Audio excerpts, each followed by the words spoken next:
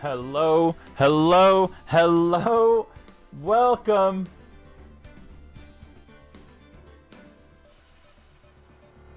Bum bum bum bum bum bum bum bum. Okay. Today is probably the last day of Justice for All. And that's okay because today we're going to save Maya. We're going to save Maya from a horrible time that she's having, probably. Depression jump scare. Hey, Depression, what's up? Alright. So I think last time... No. What's this? Did I click on the right thing? How did I get into this mess? Wait, what? You can't run for... Wait, is this how it's supposed to start? Or did I click on the... No, this is the start of the game, right? What have I done? I cannot allow you to go on like this? Did I screw up? Did I screw something up? Is this meant to be playing right now? Uh-oh. You are no longer worthy of your title? Wait, but... Wait.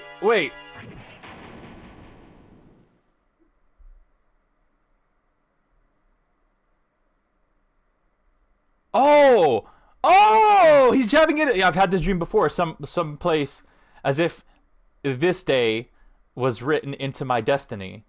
Today, I'll stand in court as a lawyer. Oh, okay. So he was just rehabbing the dream. I thought to prove a killer innocent. Yeah, I thought that scared me. I thought like my file got deleted or something. What the heck was that? Oh my god.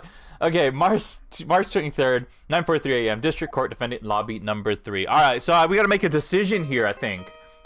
Also, something I forgot to say last time. Oh. Hello, this is Phoenix, right?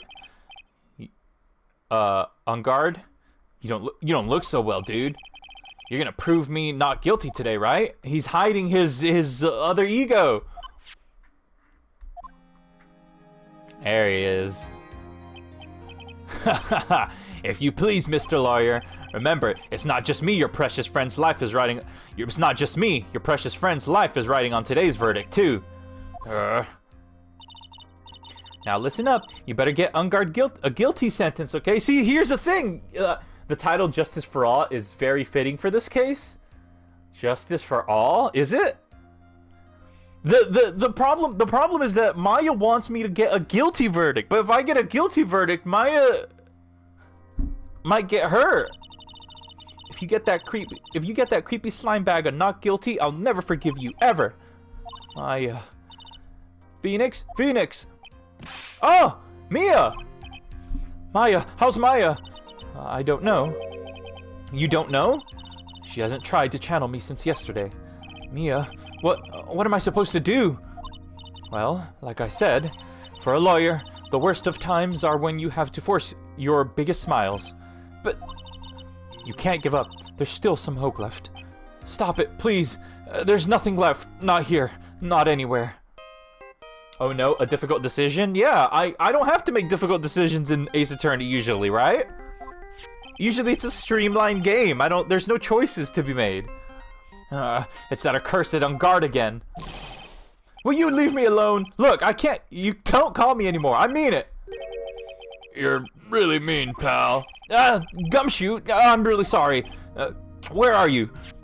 They let me join the investigation team, and we're chasing after a dead killer, pal. Oh. You have some sort of lead? Sorry, but right now we've got 0 leads on the guy. But we're going to give up. But we're not going to give up. Gumshoe. Until the trial is over, until the verdict is handed down, we're going to do everything we can to find Dead Killer. If we can get Maya out, then you can get on guard the guilty verdict he deserves, pal. It's true. If they can somehow get Maya to safety before I do the verdict, I'll be cutting it close, though, and I won't know until... He'd have to call me. He'd have to call me in the middle of trial. That's true. If I could do that, I could do that if they found Maya first. You got that? So you have to do whatever you can to make this trial last longer. I gotta stall? You have to make the trial... I have to make the trial last longer? If you go at Mr. Edgeworth with everything you've got, then you two can draw it out. Now I get it. I believe in you, pal. You and Mr. Edgeworth can do it. Is it Edgeworth gonna be the prosecutor again? Hi, Navivi.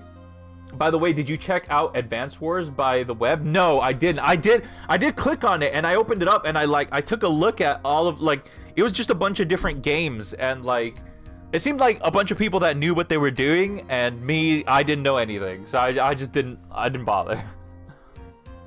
Time for the ultimate stalling match. Believe in us. We're going to give it all we've got, just like you. Got it. Thanks, Gumshoe. Hey, Phoenix. You understand now, don't you? You have something money will never be able to buy. Friendship. It's the strongest weapon in the world. You have it in abundance. Yeah. Looks like we're coming to the end. For real, we are coming to an end. I have to make the trial last as long as I can. Gumshoe will come through. I know it. I hope so. Come on, Gumshoe. You got this. You can do this. Gumshoe's got to come through for us. He's the homie. The homie Gumshoe. I remember when he was first introduced. Don't expect this to be a short stream. I don't. I won't. Don't worry. Don't worry. You see my previous streams. How I I have some difficult decisions. I have some difficult things to try and suss out. So I don't expect that at all. Court is now in session for the trial of Matt Ungard. The defense is ready, Your Honor. The prosecution has been ready for a while, Your Honor. See, why is he the prosecutor? It makes no sense. Why is he the prosecutor? I thought Von Karma was gonna get healthy by now, and because she was up on her feet earlier, so I thought she'd be in and she'd be good as new. Why is Edgeworth still doing this? Now, as I recall, we concluded yesterday's session with a big mystery on our hands. The mystery being, what exactly was Miss Adrian Andrews' role in this murder? That is to say, is she really connected to the crime itself? Mr. Edgeworth, if you would please inform the court of today's proceedings. Adrian Andrews. A little bit of a recap. She forged evidence that threw suspicion onto Matt Ungard, and then proceeded to escape the crime scene by wearing a nickel samurai costume. The guilt of these actions are those from which she cannot escape. And you're saying that she is guilty after all? I'm not finished, Your Honor. Miss Andrews has nothing to do with committing the actual murder. I would like to direct the court's attention to this card. Wait, shouldn't I be stalling or something? Shouldn't I be speaking up and trying to do something? What is that? It looks like a shell. This is the calling card of a certain assassin. Assassin, you say? It will take more than a day to recover from a bullet wound, even if you can still walk. I guess so, but I don't know. She was on her feet and maybe she's tough. Yes, Juan Corrida was killed by a professional assassin, and the person who hired the assassin, his client, so to speak, is Matt Ungard. Can I lie to the court by saying... What am I gonna do? What a surprising turn of events! I would think it's become commonplace by now, Your Honor. I know what's going on. I know what's going on this time, so I know that everything Edgeworth has said is true. But we still have to hold out as long as we can, at least until Mike is safe and sound. I wonder how long the trial will turn out today. Now then, please call your first witness, Mr. Edgeworth. The prosecution calls the defendant's mentor, Mr. Will Powers, to the stand. Why? Will Powers? What? Really? Why? Can I lie? I don't know. Can you? I don't know. Can Phoenix? Can he lie to the courtroom? He shouldn't be able to, but I don't know how else he's gonna stall. Well, I don't know. Now then, witness, your name and occupation, please. Okay. I'm, Will Powers. I'm a poor, underpaid action star. And what is your relation to the defendant? Well, I guess I'm sort of a lousy mentor to him in a way, yeah. Mr. Powers, please. You don't need to put yourself down so much. Sorry, but I'm really kind of a nothing sort of guy. On the night of the murder, you visited the defendant's room. Is this correct? Oh, yes. I didn't know that. But, I didn't actually get to see Matt when I went. All you need to do is answer what you're asked. Now then, I would like you to please testify about when you went to Mr. Ungard's room. Okay, so this is the part I haven't seen yet. Okay, sure. Okay. Visit to Matt's room. After the award ceremony, I went by myself to Matt's room. Matt was standing there in front of his room, still in his nickel samurai costume. He was talking with someone. At first, I thought it was the bellboy. Oh? I watched the two of them for a while, but then I gave up and went back. I had guests with me that night, and I couldn't make them wait for me. Okay. Nothing sounds out of place in Mr. Power's testimony. And talking with the bellboy is no big deal. Does Phoenix not know that? If one assumes that the person Mr. Ungard was speaking with was an ordinary bellboy. What are you implying? Edgeworth knows. Well, Mr. Wright, let's have your cross-examination, shall we? Looks like we're in another sticky situation. Huh? A trap. Can you smell it, Phoenix? But for us to find out more, we're just going to have to charge in head first, right? Okay. Let's see what happens. After the award ceremony, I went to by myself to Matt's room. Let's press on this. Defendant's room. Why did you go there? Well, I'm his mentor, like a big brother sort of, and I wanted to say congrats. After the award ceremony? What's wrong? Why did you stop? Mr. Wright. What is it?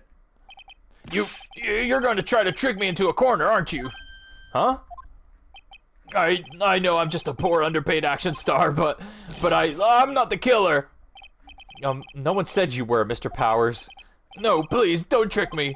Every time you do your lawyer thing, the witness suddenly turns into the bad guy. Every time? Witness? I will personally talk to the defense at a later time. So for now, please kindly cooperate and continue with your testimony. Sorry. So, you went to the defendant's room, and then? Hey, wait a minute. When and how did I suddenly turn into the bad guy here? Matt was standing there in front of his room, still in his nickel samurai costume. Are you sure that was Matt Ungard? Yeah, I'm sure. He wasn't wearing the nickel samurai mask then. If that's the case, then he really can't be mistaken. And what was the defendant doing, standing in front of his own room? He was talking with someone. At first, I thought it was the bellboy. At first? What do you mean by that? Well, he was in a bellboyish uniform, and he had a bottle of juice on a tray. Interesting. That juice might be relevant. Sounds like an ordinary bellboy to me. Yeah, but I didn't think he was a normal bellboy. And why is that? Why did I think that, Mr. Wright? How would he know? How am I supposed to know? Sorry, but I can't remember right now. Sorry. That seems really important. I guess I'm going to have to wait patiently on this one. What? I watched the two of them for a while, but then I gave up and went back. Power's afraid of getting accused of murder, although that's quite common for people dealing with Phoenix. I guess. You saw the two of them, the bellboy and the defendant, together, correct? Yeah, the bellboy just wanted to say congrats. Now, while you were watching the two of them, did you notice anything strange? I did feel something weird. I think it was because Matt, well, he gave the bellboy a tip. A tip? But that's perfectly normal. But that's a perfectly normal thing to do. So how long did you watch the two of them? Not more than a minute or two, I think. I don't know if I can get him on any of these things. I had guests with me that night, and I couldn't make them wait for me. So who are these guests you were talking about? You guys, of course. You and Maya and Little Pearl. I thought it would be really rude since I invited you guys if I disappeared on you. So I went back to my seat pretty soon after seeing Matt in the hallway. This is like squeezing water from a stone. It's probably pointless to press further. Do you remember this incident? Did Mr. Powers leave his seat that night? I don't remember that happening at all. Maya was making such a racket in her hyper state. I ended up focusing on her. I see. In any case, from his story, he probably wasn't gone for very long. Interesting. Okay. I don't know. I'm already stuck on the first one. All right. After the award ceremony, I went by myself to Matt's room. Standing there in front of his room, still in the Nickel Samurai costume. This one's probably true. This one's probably true. He was talking with someone at first. I thought it was the bellboy. Maybe. I watched the two of them for a while, but then I gave up and went back. Hi, Goldie. Just continue to press. Continue to press? I pressed on all of them already, though. I had guests with me that night, and I couldn't make them wait for me. That one's probably true. So it's this one or this one? At first I thought it was the bellboy. I watched the two of them for a while and then gave up and went back. I'm gonna press on this one again, just see what he get a reminder at first. What do you mean by that? But he won't say why. What? You know, I did feel something weird. What? I think it was because Matt, well, he gave the bellboy a tip. Oh, no. Yeah, that part I did see. Could it be that you felt something strange about the tip-giving incident itself? Ah, yeah, that's it. You really know your job. Wait, what is this? New dialogue? I've been playing the Lisa RPG fan game called Lisa the Pointless. Oh my gosh, do you play fan games now? Maybe you got knowledge that you didn't have before, so the pressing is different? That's crazy! I didn't Dude, this game, it keeps shocking me. That's it. You really know your job. Mr. Edgeworth. Yes, Your Honor. This bellboy, he wasn't an ordinary one, was he? Perhaps we should let the witness tell us. Very well. Mr. Powers, please amend your testimony. You mean about the bellboy, right? I played through Lisa the Pointless fresh over 3 times, and I've always found new stuff. That's insane. Matt gave the bellboy a tip. Oh, that's it? That's all we're getting? Why is that suspicious? So he gave the bellboy a tip. What's so strange about that? Well, you see, Matt's not a poor penny pincher like me. I was trying to figure out how much it was because the tip really shocked me. How much it was? But that's when something even more surprising happened. The bellboy was putting the tip he got in his pocket, and that's when I got my first good look at the guy's face. I was really shocked. He had stitches. I'm afraid I don't follow at all. Sounds like Mr. Powers was surprised twice by this event. I wonder which of his shocking moments I could ask about. The bellboy's face, Unguard's tip. It's probably both. I bet you it's like the bellboy's face because it had stitches, and the tip because it was probably a lot of money. That was probably when he was paying him off for the hit or something. Pressing once is not enough anymore. We're in the end game. I guess I'll have to keep that in mind. Let's go with the bellboy's face. What was so shocking about the bellboy's face, Mr. Powers? Well, he wasn't exactly a boy, more like an old gramps. I hope you know that discrimination towards old men is a no-no in my court. No, that's not what I meant at all. In the smack middle of this guy's face, there was a line of stitches. A line of stitches? Yeah, and it went straight from the tippy top of his head to the bottom of his chin. Almost like if that thread snapped, all the stuff in his head would come spilling out. Yeah, that is really weird. He was there at Unguard's house. He was that butler. Did Phoenix never get a look at the bellboy when he at the very beginning of this case? I don't remember.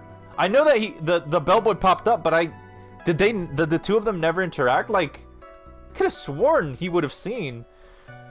What is it, Mr. Wright? Nothing, Your Honor.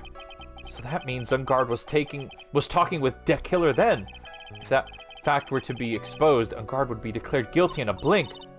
Phoenix, you have to play dumb here. Pretend you don't know anything. Yes, Chief. You sure you don't have anything you would like to say, Mr. Wright? Huh? What did you just say, Your Honor? This is... Nothing, Mr. Wright, nothing. We're just going around and around in circles. Now then, Mr. Powers, please continue with your testimony. How does this end? Oh my gosh. Yeah, the first area, which usually took me 1 to 2 hours when I dedicated actually exploring me took 5 hours to fully complete. My goodness. Just telling you this so you don't get a concussion from hitting a brick wall. I will try my best to remember. They did, he just wasn't paying attention? Oh, okay. I watched the 2 of them for a while, but then I gave up and went back. Crap, so then, I don't know, do I press, like, all of them? Multiple times or something? That's insane. Okay. Trust me, A-Dee, after you play both Lisa games, def play the fan games. Trust, especially the pointless its peak. After the award ceremony, I went... Okay, alright. I was standing there in front of his room, still in the Nickel Samurai costume. Okay. I already pressed on that one. Maybe I'll press on this one again. Saw 2 of them, the Bellboy and Defendant together. Congrats. Oh, you know what? You know what? You know what I bet it is. I bet I know what it is. I bet it's press here, and then I ask about the tip. Let's see. On guard's tip. The defendant is a huge star. He can afford to give generous tips, wouldn't you agree? Sure. But giving him that much was maybe a little too much, I think. A little too much? Would you please clarify for the court? About how much would you say the defendant gave to the bellboy? Honestly, I don't know. I can't even begin to guess. And why is that? Because he gave the bellboy a really, really fat roll of cash. Yes! I knew it! A roll of cash? I knew it! Well, how interesting. That certainly was a very generous tip, wasn't it? A very fat roll of cash that can hardly be called a tip, Your Honor. The judge is beginning to look awfully suspicious of us. Raise an objection? Wait and see. What? But why would I guess I have to raise an objection. Hell, by the way, Lisa the Pointless isn't even done, and it's apparently only on its first chapter, which the first chapter took me around 3 entirely different playthroughs to fully discover everything. My goodness. The defendant is a superstar. That kind of tip is typical for fair people like him.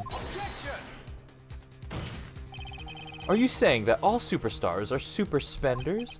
If I could receive large rolls of cash by simply bringing people's things on trays, then why on earth would I stand around here prosecuting? He's got a point. I don't even get paid, let alone rolls of cash for all my hard work. Phoenix doesn't get paid? So supposing that roll of cash was not a tip, and what is it? And what was it? Payment, Your Honor.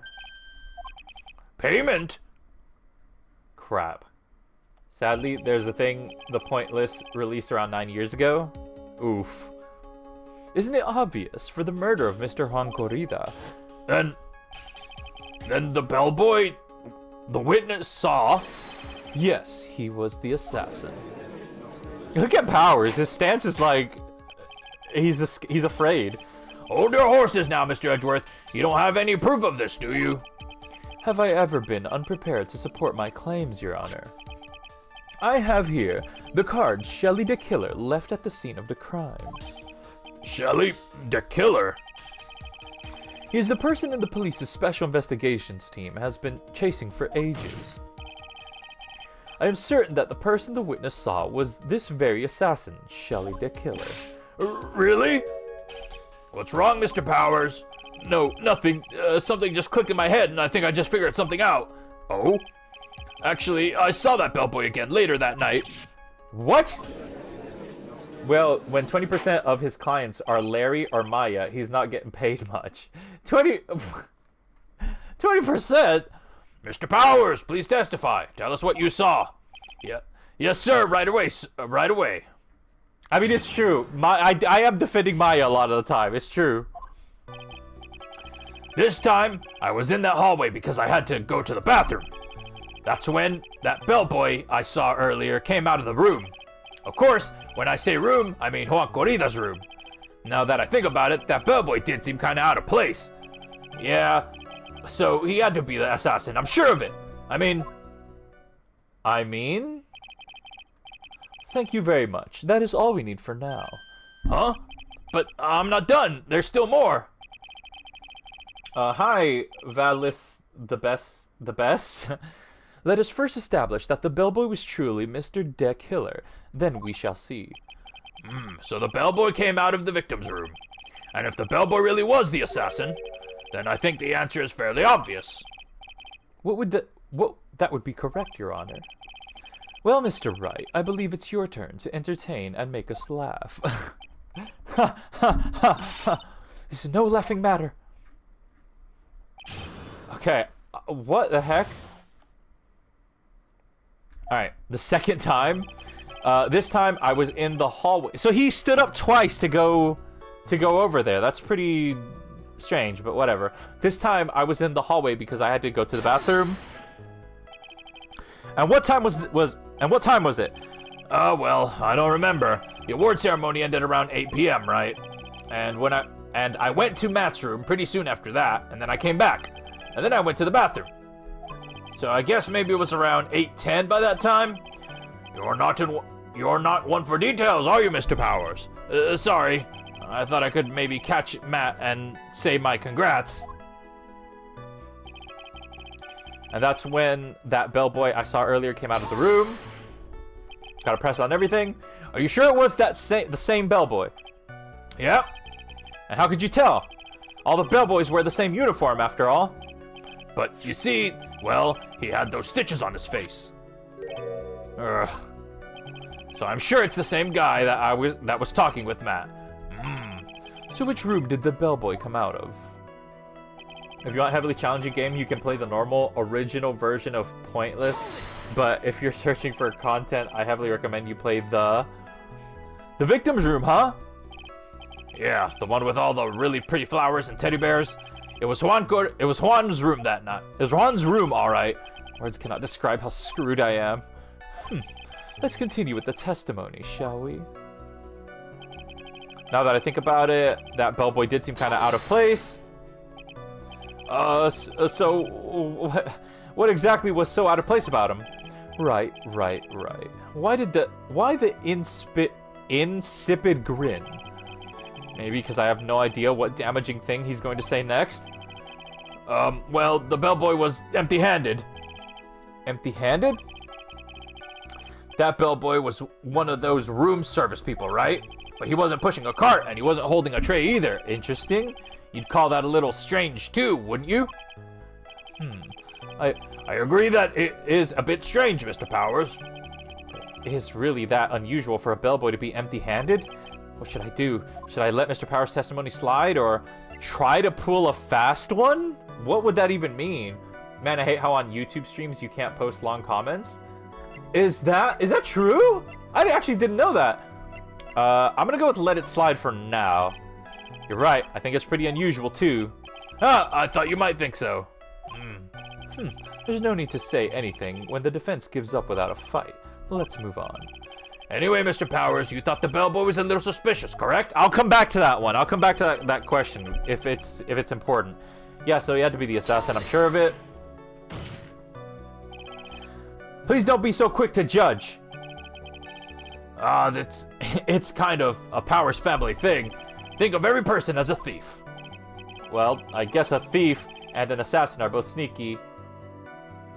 Calypso Star? Meowworth? Is that you? Well, I guess a thief and an assassin are both sneaky and silent. That's not the point, Phoenix. In any case, if that bellboy was the assassin, it would be very bad for us. But he really is the assassin, you know? Yes, but you can't give in yet. If you want to prolong this trial for as long as possible, you're going to have to pull some cheap tricks on this one. Okay, well, I guess I gotta pull a cheap trick. Alright, it was this one. Now that I think about it, that bellboy did seem kind of out of place. Let's see what happens if I press here. Alright, try to pull a fast one. Let's see what happens. There's nothing strange or unusual about an empty-handed bellboy. But there really, really is. Yes, I'm Meow. What is Calypso Star? Is that like a character? There really isn't. If you two are done being school children, bellboys offer room service. There's no reason for them to be empty-handed, ever. I feel like, Your Honor, I ask that the witness previous statement be supplanted with this new one. Edgeworth, are you going to do whatever you can to make the bellboy look suspicious? I see. Very well. This court recognizes and grants the prosecution's request. Mr. Powers, if you could amend your testimony, please. Yes, sir. It's a name I made up. A-Dee, I told you should play The Scholar of Wilbursin, Infinity Unfolds Edition. Okay. I thought it was kind of strange for a bellboy to come out of a guest room empty-handed, but I don't think that's that strange. I can't come up with a reason for why it would happen, but I still feel like it's not the strangest thing in the world. So you're saying that it's suspicious for him to be empty-handed? Yeah, really suspicious. I mean, when I first saw that bellboy, he was holding a tray in his hand, and there was a bottle of juice and a wine glass on it. Oh, well then there you go. He was delivering wine. Juice. What kind of juice was it? I'm pretty sure it was tomato juice. If we could come up with some sort of reason as to why he would come out empty-handed.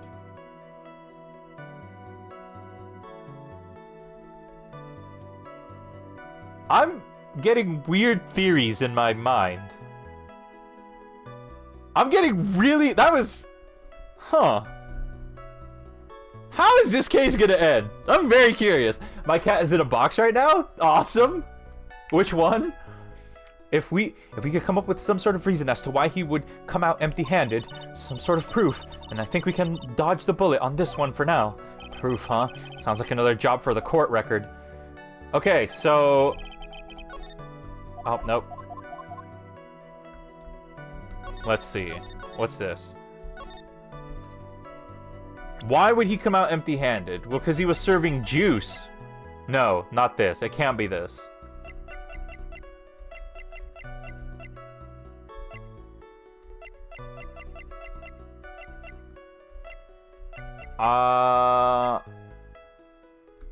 Dang. I mean, maybe he was dropping up. No. My cat, A-Dee, the black one? I remember this case was long. Oh, really? Why would he enter the room and then with wine and then come out empty-handed? Because he was delivering the wine, but like I don't have a piece of evidence to... Maybe he was telling him that you know what? I'm gonna save before doing anything.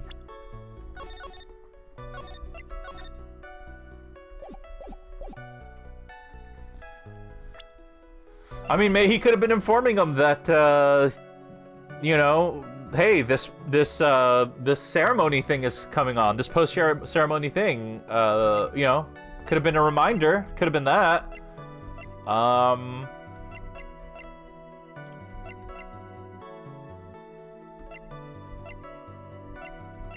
Everything else seems irrelevant.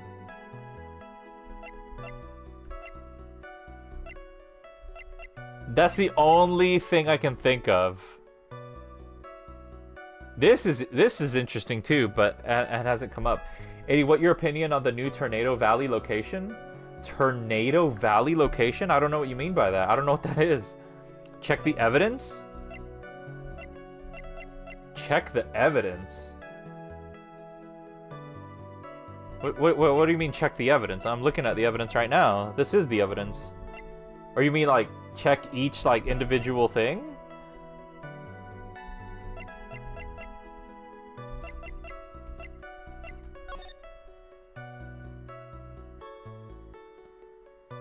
I mean, the tomato juice is in this picture. Could it be this? I'm sorry, Meowworth. The Tornado Valley location. I don't know what that is. I don't. That doesn't sound familiar. It's gotta be this picture then, because it shows that the The wine is served, I guess? Screw it. Objection! Oh! Mr. Powers? Yes? You're easily influenced by other people's words, aren't you? As soon as you heard that the bellboy might have been the killer, you got caught up in believing it must be true. But, isn't he really suspicious? He's got all those stitches and... I told you to check it? Yeah, I got you. So, a baseball has stitches. Are you saying all baseballs are suspicious because they have stitches? Well, there's also, what about him being empty-handed? I would like to ask the court to please take a look here. This is the crime scene. There is a wine glass sitting next to Mr. Corrida's body. The liquid inside the glass is tomato juice. And now, if you would look at what is on top of the table in the lower right corner here, anyone can clearly see that is a tray of bottle with tomato juice on it. Wait, what? Did I say that right? There's a table with tomato juice on it. The bellboy had just brought this to Mr. Corrida's room. He left the tray in the room, which is why he was empty-handed when he left. But that would mean that the bellboy had seen and left a dead body in their room. But can you prove that Mr. Corrida was already dead at the time? Mr. Edgeworth? Yes. I blame you for leading me down this route. I'm terribly sorry. What is with him? Why is he laughing? Witness, isn't there one more thing you would like to share with us? How would he know? Is there? The bellboy was empty-handed, or should I say empty-handed. I recall you had something interesting to say about his hands. Oh yeah, I almost forgot. Huh? What? That bellboy, he was wearing gloves. Aw, crap. Gloves? Yeah, pitch black leather ones. All the other bellboys don't wear gloves like that, right? Black leather gloves? Why didn't you mention them earlier? Sorry, it slipped my mind. Boy, does this make the bellboy look really suspicious. Alright, gotta focus. I can't get lax here. Wait, but... So what if he had gloves? A lot of bellboys wear gloves. Come on, Mr. Wright. That bellboy was wearing black leather ones.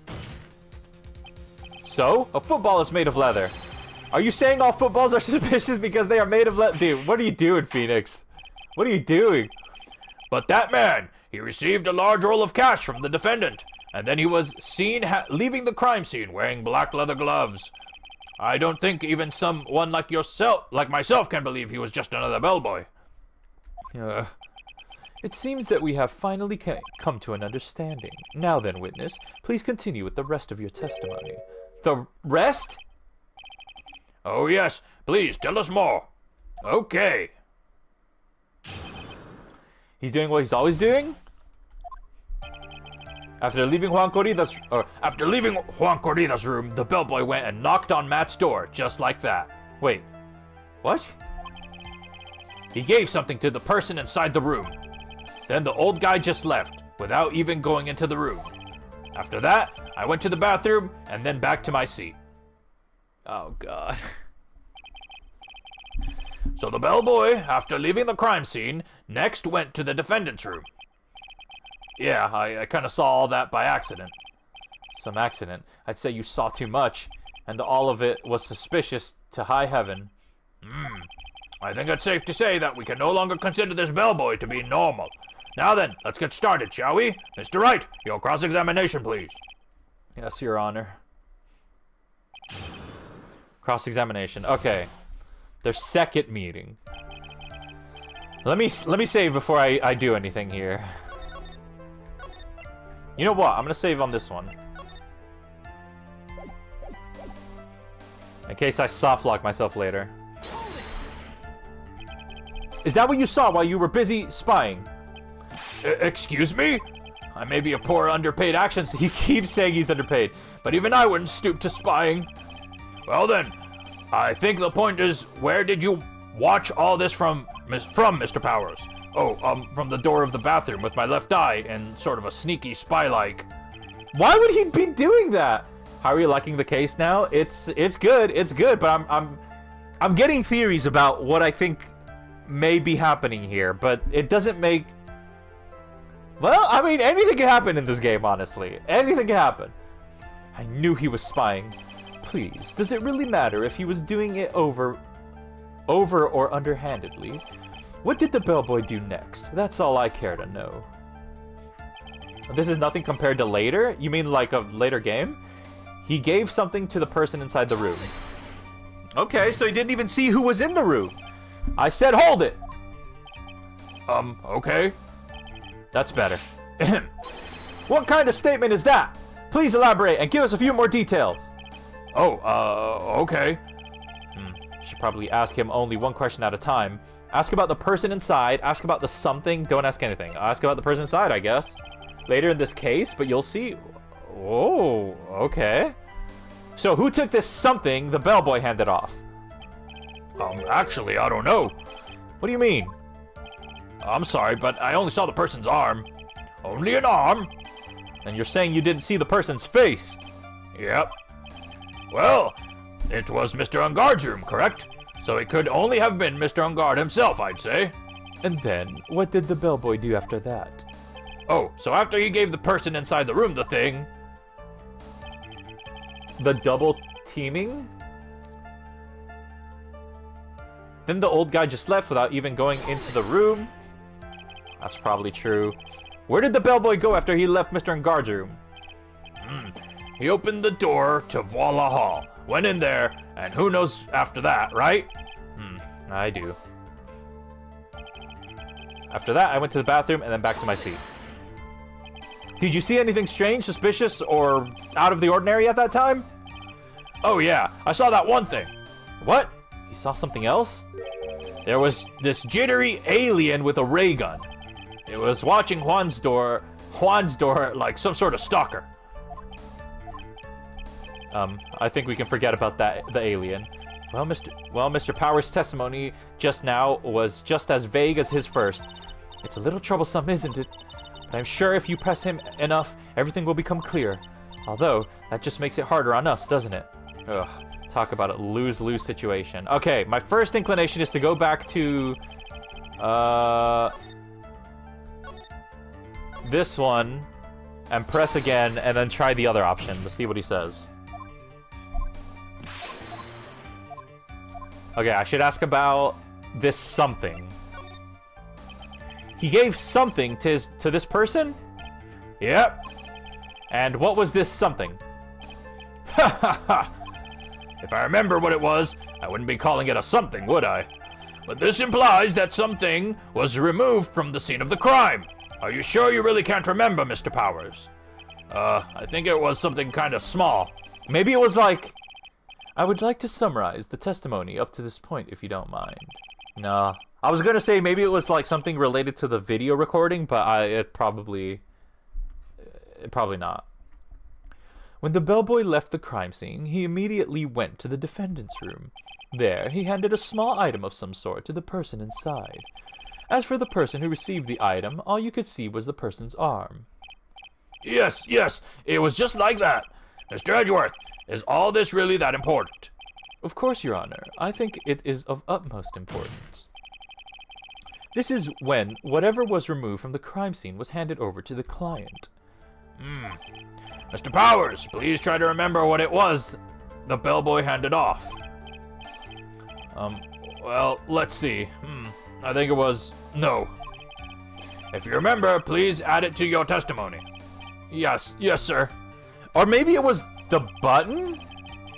If I saw it again, I could say for sure, but I think it was some sort of wooden statue?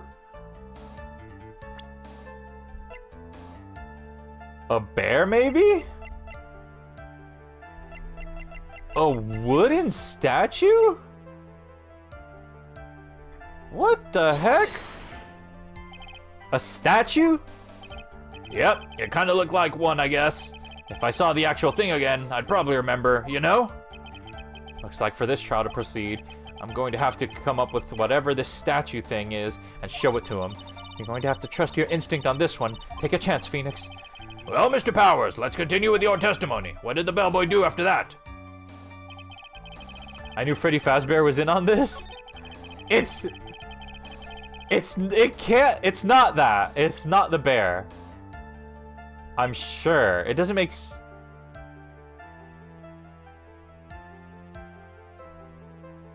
I mean, why is it covered in cuts? I'm saving. So my two no, it can't be the button. It can't be the button. It can't be the button because why would he be trying to frame himself? It's not the button. This is the only thing that, like, even closely resembles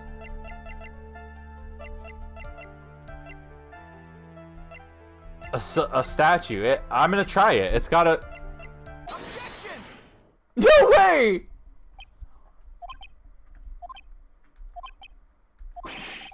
What was the point of that pregnant pause? Where did that objection come from? Well, speak up. It wasn't me, Your Honor. What is it, Phoenix? I have a feeling that something bad is going to happen once I show this. Mr. Wright, if you have something to say, please spit it out. Wait, maybe it isn't this? Yes, Your Honor. Okay, Phoenix, deep breath. Mr. Powers, the something you saw, was it this item? Oh, hey, that's it. That's the something. Wow, Mr. Wright, you really figured it out. Holy crap, it was Freddy Fazbear. I recall we found this at Matt Ungard's mansion. At the defendant's house? Oh, crap. I didn't even think about where we found it. No! What does this mean? It's simple, Your Honor. Shelley the Killer assassinated Juan Corrida in his room. And then he stole this wooden bear from the scene of the crime. Then the bear being found at Mr. Ungard's mansion would mean... It goes without saying, Your Honor. Mr. Matt Ungard is Dick Killer's client. Wait, what's in the bear? We could open it up and investigate. Order, I said order. Mr. Wright, this is most unfortunate turn of events for you.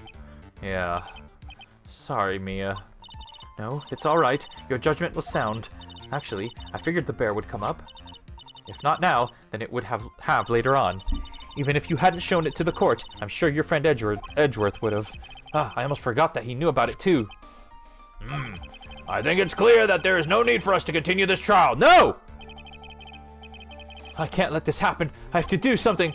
There has to be something we've overlooked. Your Honor, a minute, please. Yes, Mr. Wright? There are still a few points left that we have not fully explored. What are you trying to pool? Oh, well, we can't have that. All right, Mr. Wright. What questionable point would you like to explore further? Powers' testimony, the person who received the bear itself. The bear itself! 100% the bear itself. I think it's fairly obvious that the bear itself is very questionable. The bear, Mr. Wright? This was found at Mr. Ungard's mansion.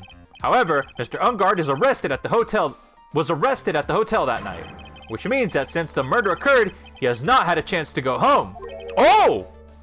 I didn't even think about that either. Oh? I think Your Honor has already figured out what I'm trying to say. It is not possible that it was Mr. Ungard who took this bear to his mansion.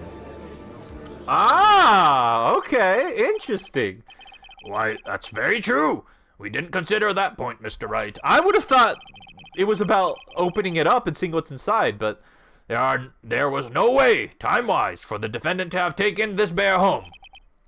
Whew, disaster averted. Looks...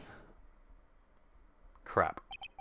You haven't gotten the best of me yet, Mr. Wright. Huh?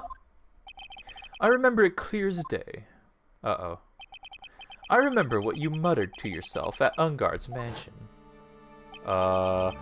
We have this area completely surrounded. There's no way for him to escape. I can't believe it. That butler, all this time, he was the killer. Phoenix said that? The killer and Ungard were working together, so to speak. And the killer was hiding at Ungard's mansion, as its butler. What a bold move. The bear figurine was brought back to Ungard's mansion by the killer himself. When it looked like he was about to be arrested, Ungard had him do so. I assume because he doesn't seem to have the stitches on his face in this picture. I assume because it would have been bad had the police found it during their investigation. Well, Mr. Wright, you've been quiet for a while now. This is too much. Isn't there anything I can attack at all? I have to try. I have to find something else.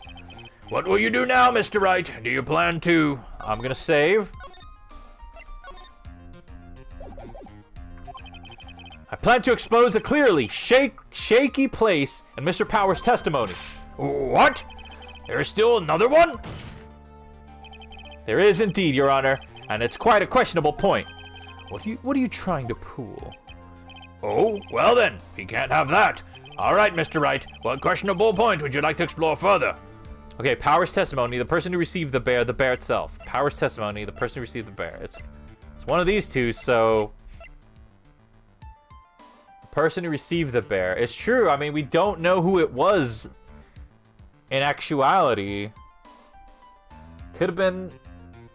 let's run with it. Let's see what happens. There was one thing in Mr. Power's testimony that was very unclear, and that is the identity of the person who received the bear. He gave something to the person inside the room. I'm sorry, but I only saw the person's arm. As long as we don't know who it was that took the bear, we can't be sure of. Ah! Why did he yell? What is it, Mr. Powers? If you're going to scream like that, then at least give us a good reason why. Oh, yeah, sorry.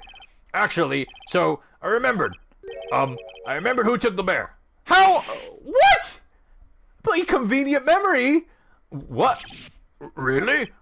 I mean, I only saw his arm. But the arm. It was the Nickel Samurai's arm, I swear it. Oh, God. You've got to be kidding. But, are you sure of that, Mr. Powers? Yeah, I'm sure it was the Nickel Samurai. Order, order. That still doesn't necessarily mean conclusively that it was him. After all, we did learn that there was 2 suits in the previous... Oh, yeah, but the other one was in the guitar case, so... I don't know, there could have been 3. It looks like you've dug your own grave yet again. How many times is that today? I've lost count. So the person who took this little bear was the Nickel Samurai. And as we all know, Matt Ungard is the Nickel Samurai.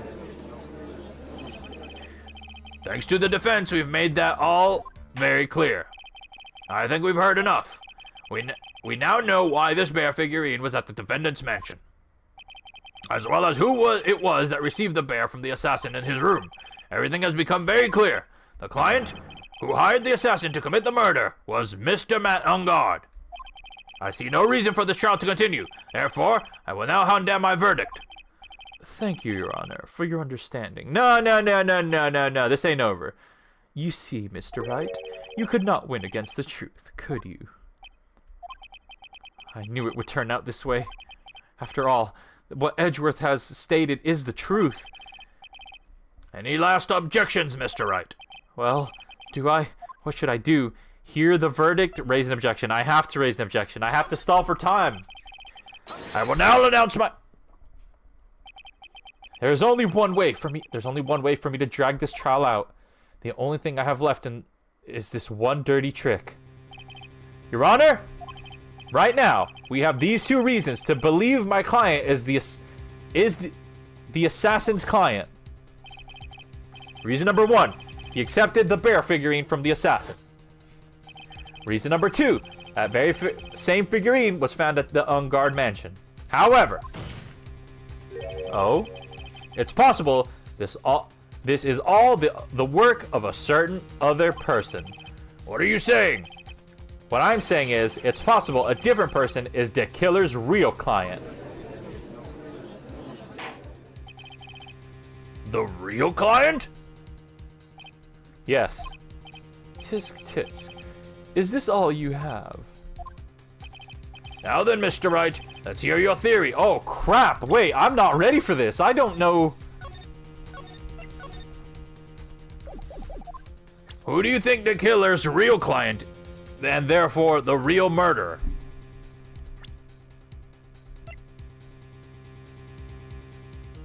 Could he be his own? Okay, alright. Let me start eliminating some of these people. You have to fake it? Oh my gosh. Okay. Could it be Powers? Cause I'm just like I'm not trying to put together like I think it's Powers. I think the right answer is Powers because not necessarily because there's evidence or anything, but just because it would make sense to try and prolong the trial. No one else seems to make any sense. Remember when you said, do you have to lie? Now's that time? I want to say either Powers or Adrian. But Adrian sort of kind of got disproved, so it's likely not her. Unless it's Celeste somehow. She turns out she's really not dead and she's... I'm gonna go with Powers. No one else makes sense. You've let me down, Mr. Wright. Huh? I know you are aware of the truth, and you are free to turn your eyes from it, but at least try to make some sense while you are doing so. I'll give you another chance. Don't squander it. Crap. Now then, Mr. Oh my gosh! Now it's 3 health? Now then, Mr. Wright, let's hear your theory. Who do you say the killer's real client and therefore the real murderer? Crap.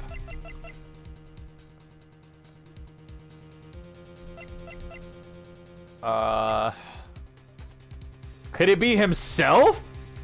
Who else has dirt on them? Who else has dirt on them?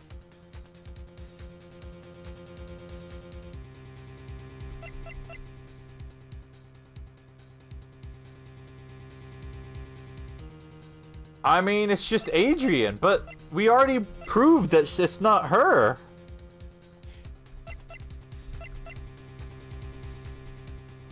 I'll give Adrian a shot, I guess. Adrian Andrews?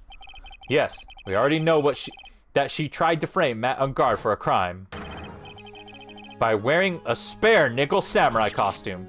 Then the nickel samurai's arm that I saw, that could have very well been Miss Andrews. But you said before, now we lie? But what about Mr. Ungard? If you would please recall yesterday's testimony. The defendant was taking a nap during the break period. That's right. Then, finding this figure at Mr. Ungard's mansion. It was a well-laid trap set by Miss Andrews. Mr. Edgeworth, what is your opinion on this? I can't even begin to count the flaws in the defense's logic. I also see flaws, so how's this gonna go? Besides which, there is no evidence to support it. However, I can't fully discount its possibility either. What is with this trial? Come on, I can't believe that the defense would go so far as to pin the guilt to someone else. Yeah, unbelievable. It's not something petty, it's murder of all things. This is to save Maya. This is to save Maya. Dude, Phoenix is going through it right now. Even if the whole world turns against me, this is one fight I can't give up on. Order, order, order! All disruptive parties will be forced to leave the courtroom. Your Honor, for the benefit of the defense, I'm willing to play along with this what-if game. His what-if game, Mr. Edgeworth? The prosecution is prepared to challenge the defense's theory. Mr. Wright, even you must have thought it strange and wondered. Why would the criminal want this little wooden bear? We gotta open it up and we gotta see what's in it. Hi, Ilya. He's right. The killer did specially bring the bear to Ungard right away. Why do you ask? Is there something special about it? Absolutely. And I'm sure that once the court knows its significance, the true killer's identity will become crystal clear. Your Honor, the prosecution calls upon a witness who will clear all doubts against Miss Andrews. And who would that be? Yeah, actually, who would this be? It's quite simple, Your Honor. Miss Adrian Andrews herself. She's back? I see. Well then, the court will take a short 10-minute recess. The prosecution will prepare its witness in that time. Yes, Your Honor. Oh, okay. Ha ha ha! Oh, I knew it'd be a good idea to hold her hostage. Don't you agree, Mr. Lawyer? But I never thought in your desperation you'd try to pin the guilt on to Adrian. I swear this demon will pay. Mr. Nick! Pearls? Where's Mia? I don't know. A really strong power suddenly called her away. A really strong power? Maybe Maya's channeling. Who's calling me now? Oh, Mr. Nick, your phone is... It's from Gumshoe. Does Nick not have caller ID? How's it going? Have you been hanging in there, pal? Yeah, sort of. We just barely found something to latch onto. Whew, that's good, pal. And what about you? Anything yet? Have you figured out where the killer and Maya are? We still don't have any leads, but... What? We don't have any more time. If we just had one, even a single clue, it would be really helpful. I was only able to come this far because I kept thinking to myself, I've got to keep the trial going until Maya's been rescued.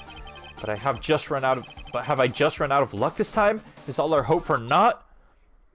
A tent? Huh? A tent? I could see a circus tent. Mia! It looks like Maya was unconscious until a few minutes ago. As soon as she woke up, she called for me. So it was Maya that called you away. She's locked in a dusty little room right now. But I could see a circus tent outside the window, about 300 feet away. Gumshoe! That's incredibly convenient. Thank you. Is there a circus in town right now? There's only one, pal. The very big circus. Maya's somewhere within a 300-foot radius of the main tent. What? Okay, hold on a sec, pal. Hey, draw a circle on that map. About a 300-foot radius from the main tent. Hurry! And I could see a mailbox under the window, just outside. Gumshoe, there's also a mailbox. I was completing the 4th game last Saturday. Really? Is there a trilogy for the 4th game? Like the 4th? Is there 6 games? Like at some point I'm gonna move on to the 4th game, right? Like, is it a standalone or is there like a bundle thing I could buy? Okay, what else? What else, Mia? I'm sorry, but it was a very small window. I couldn't see anything else. It felt like it was an old office building, maybe the 3rd floor or so. 6 games? There is 6 games! Okay, so there must be a second trilogy I could buy. Main trilogy and then other games after that. Okay. Do y'all play fan games? Because I think there was a lot of talk about fan games when I started playing this series. I heard her! An old office building! Good stuff, pal! Okay, just hang in there. Just wait a little longer, pal. Wish me luck. Good luck. I'll call you later, so don't let your battery die, okay, pal? Mia! Maya's not hurt, right? She's in pretty bad state, Phoenix. She's being starved. Aww. Gumshoe, please hurry. Looks like we're out of time. Are you alright, Phoenix? It's only a matter of time before Maya's rescued. I can do this. I just have to make this trial last a little longer. Apollo trilogy? Like the Apollo series? Plenty of fan stuff? The Apollo trilogy?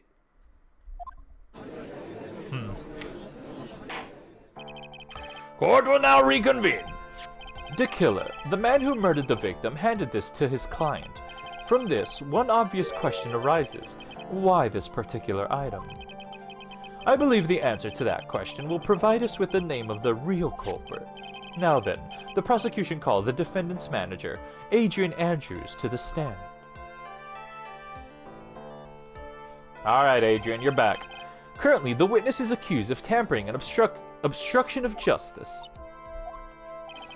However, you have been called to the witness stand today to ascertain who exactly is guilty of murder. I understand. Very good. Now, Have you ever seen this bear before, Miss Andrews? Of course I have. Oh! You have seen it before? That's right. It's only natural that the witness has. Miss Andrews, could you please enlighten the court to this bear's secrets? All right. Why? Why does she... Wait, I'm also confused. Let's see what happens here. Actually, this is an elaborate puzzle. What? If you know the correct order, it can be taken apart one piece at a time. At its center is a small cavity with just enough room to store a small item. I knew it! I knew it was sus! Because of its complexity, if you don't know the order, you can't open the bear. You really can't tell that it's a small jewelry box just by looking at it. A jewelry box? Nah, there must be something else inside. So this figurine, it's a container of sorts, is it? Yes. Looks can be deceiving, wouldn't you agree? Yes, this is superb craftsmanship. Oh yes, I nearly forgot. You may begin your cross-examination, Mr. Wright. Looks like there really was something to that bear after all. Of course, of course, of course. It's so sus. Alright. Actually, this is an elaborate puzzle. I'm gonna save before anything happens. Let's press. A puzzle. That's right. But it looks like an ordinary figurine. True enough. To people who don't know, I'm sure they would never guess that this was a puzzle. So what kind of puzzle is this exactly? Okay, that's useless. If you know the correct order, it can be taken apart one piece at a time. So you can take it apart? And how would one go about doing that? Well, you'd first turn its tail to the right and then push it in. Wait, does she know the order? Hi, Callum. Oh yes, I see. After that, the arms and legs are free to move and can be removed. Oh, this is most interesting. It's like a fidget toy for the judge. A boy and his new toy. It's like he's 5 all over again. Look at this dude. Oh, don't mind me. Go ahead and carry on. I think he's lost it. So what did you find? What do you find after you take the puzzle apart? At its center, it's a small cavity with just enough room to store a small item. What's up, guys? I'm here. Hi, Fruital! And how do you know about this? I know because I was the one who bought it. Oh! Huh? It was a souvenir from when a friend and I went to Switzerland. Then this is a present from you? That's right. It was a puzzle in the shape of a bear, so I thought it would be perfect for Juan. So it was a present from Miss Andrews. Witness, let's continue with your testimony. Wait, that seemed important. I gotta come back to that one.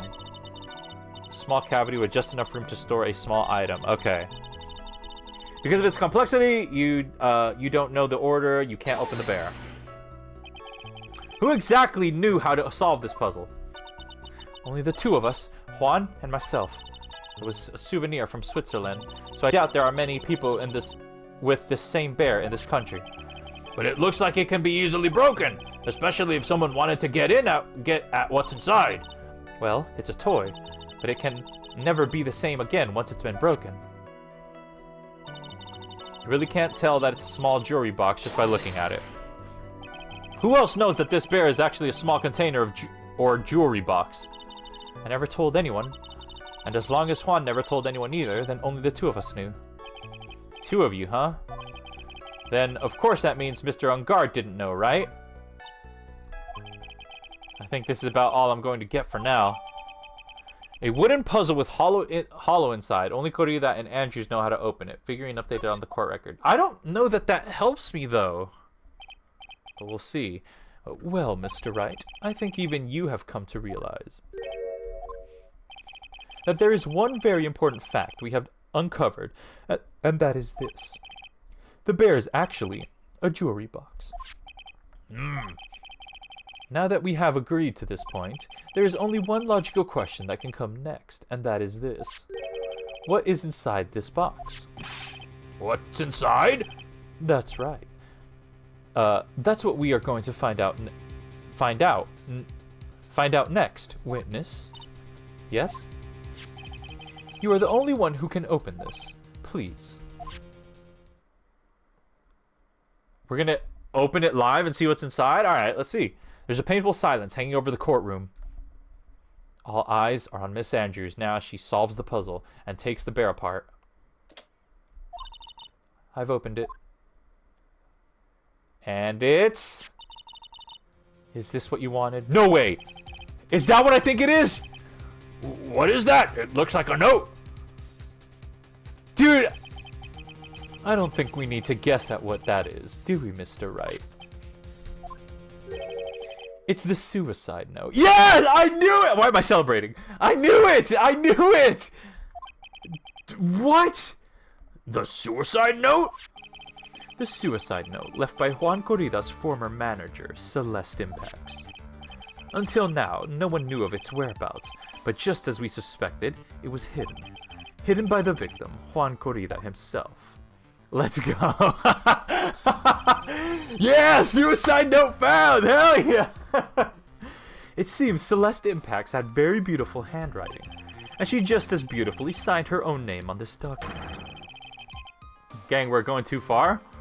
This is most definitely the note she left right before she committed suicide. Order! Witness, did you know about this? Yes, I did. I heard all about it from Juan. She did?! What?! When I discovered the body, I looked for the bear. I wanted to destroy the note before it became public, but I couldn't find it anywhere, because it had already been taken by the killer. Guys, today my brother's my brother's bar mitzvah. Oh, congrats! Everything is going at Mr. Edgeworth's pace. So now the suicide note has been found, what's the next logical question? What is written on the note? That's right. At least, that's what I would think. Now then, I believe it is only appropriate for the contents of this note to be made known. I can't stop you, can I? I went through so much just to get my hands on it, and I was going to burn it for her sake. I'm deeply sorry, but I can't allow you to persuade me to stop. What's up with all these stuffed bears? I don't know. There is a lot of bears, but you know what? I guess Freddy Fazbear's coming through. Your Honor, if you could please read the contents of the note aloud. Oh god, the judge is gonna read them? Very well. The judge's voice rang loud and clear through the deathly silent courtroom. Do we not get to hear it? In her note, Celeste Impacts left to us a record of all that had happened to her. About being used and then thrown away by Ungard. About being engaged to Corrida and Ungard's role in destroying that. And about how she decided in her despair to end it all. Nicolette is back. Hey, what? No, new Vivi. And that's all Miss Impacts had to say. New Vivi, we opened up the bear and found the suicide note. There's one thing I would like to say here. The prosecution has no interest in slandering Mr. Ungard. Then what? Our intention, Your Honor, is to establish a motive for murder. Isn't that correct, witness? Yes. On the night of the murder, Juan was going to make the contents of the note public. After the post-ceremony show, he was going to hold a press conference. My word! Matt Ungard values above all else his refreshing like a spring breeze image, which is why he had to stop this note from being made public. At any cost. Celeste's suicide note added to the court record. Found inside the figurine, it tells of Ungard's horrible misdeeds. Damn. It's Ungard's fault that the woman killed herself. And this time, he went so far as to kill someone to stop him from revealing that. How terrible. What a selfish person. I guess there are slimeball lawyers out there who will defend these creeps too. There is no room for doubt here. Mr. Dekiller's client's goal was to obtain this suicide note. And the only person who needed this note that badly is the defendant. Let's not forget that the bear with the note inside was found at the defendant's house. It seems that we have come to the truth at last. The defendant's motives were entirely selfish. He deserves no sympathy from anyone. How am I supposed to escape from this one? Gumshoe, can you call me, please? What's the sitch? Why the hesitation, Phoenix? Gumshoe hasn't called yet, so you know what you must do. I know. I have to carry on and buy him some more time. Okay. There are two deadly pieces of evidence. The figurine and the suicide note. Maybe somehow I can find a way out of the situation through one of those. The gavel is already in the judge's hand, Phoenix. Hurry. Crap. The suicide note or the figurine? Which one of these should I pursue? The suicide note or the figurine?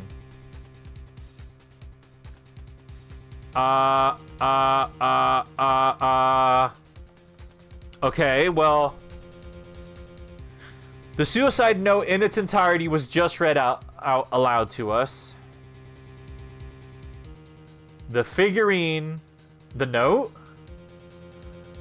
The figurine... I mean, we opened it live and saw everything about it. So, yeah, it probably has to be the note. Objection! Please wait, Your Honor! Oh, man, look at that lawyer. He's still going at it? It's like, oh. I think Your Honor believes that Matt on guard killed in... I think Your Honor believes that Matt on guard killed in order to obtain this note. Yes, that is correct. But that seems a little strange. Can y'all shut up? In fact, if I think there's a contradiction here.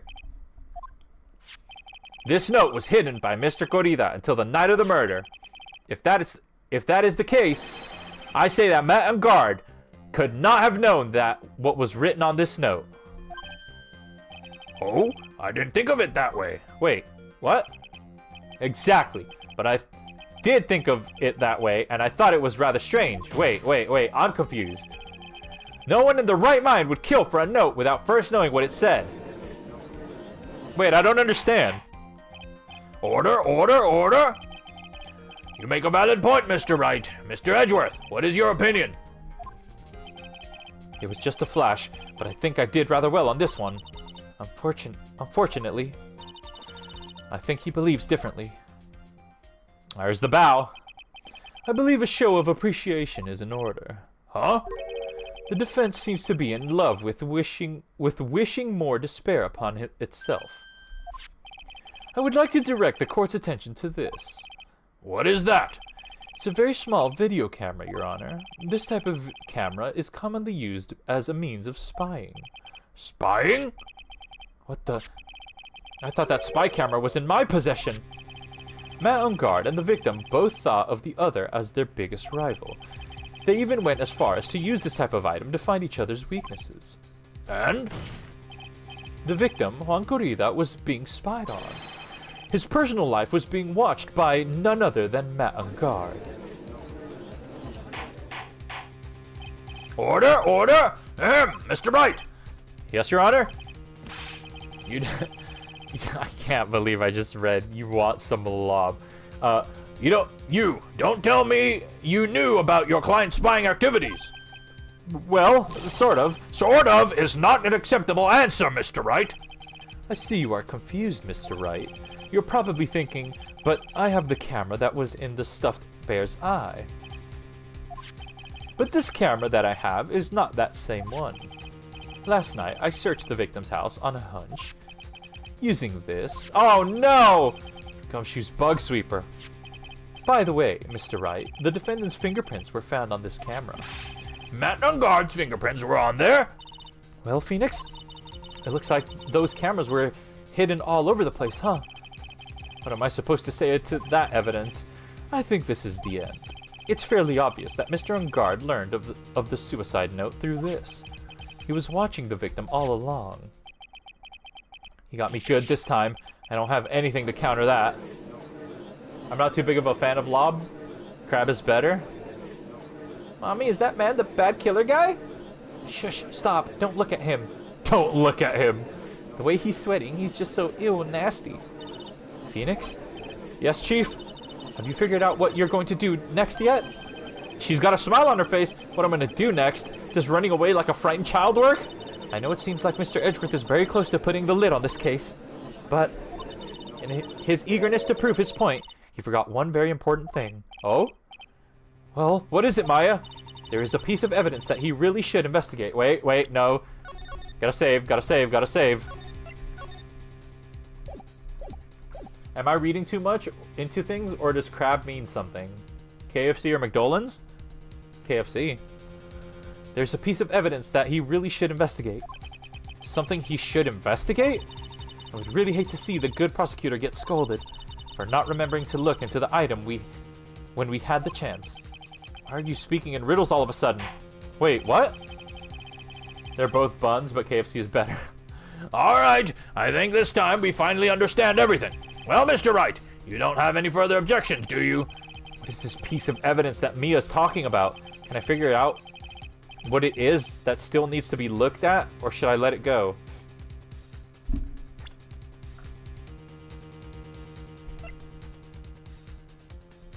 Piece of evidence that still needs to be looked at. The note, maybe? Or no.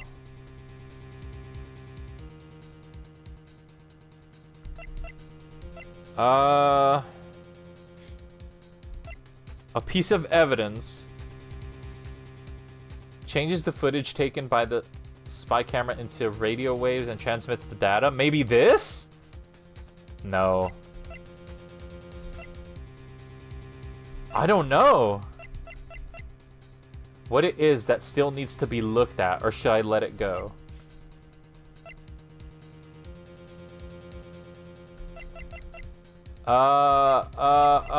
I got nothing.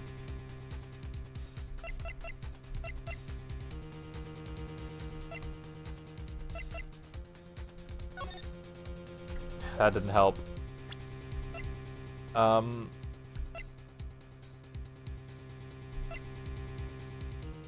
Shocks.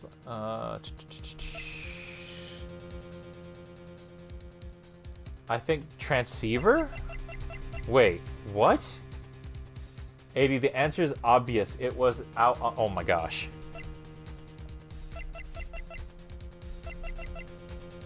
The radio transceiver?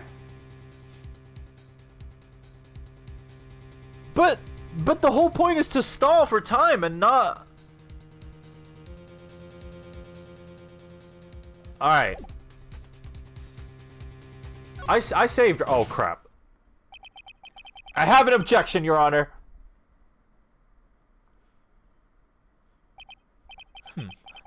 That was about the weakest objection I've ever heard, Mr. Wright. Objection!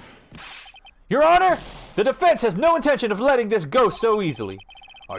You are beginning to sound desperate. That's just your imagination, Your Honor. Mr. Edgeworth, this is not like you at all.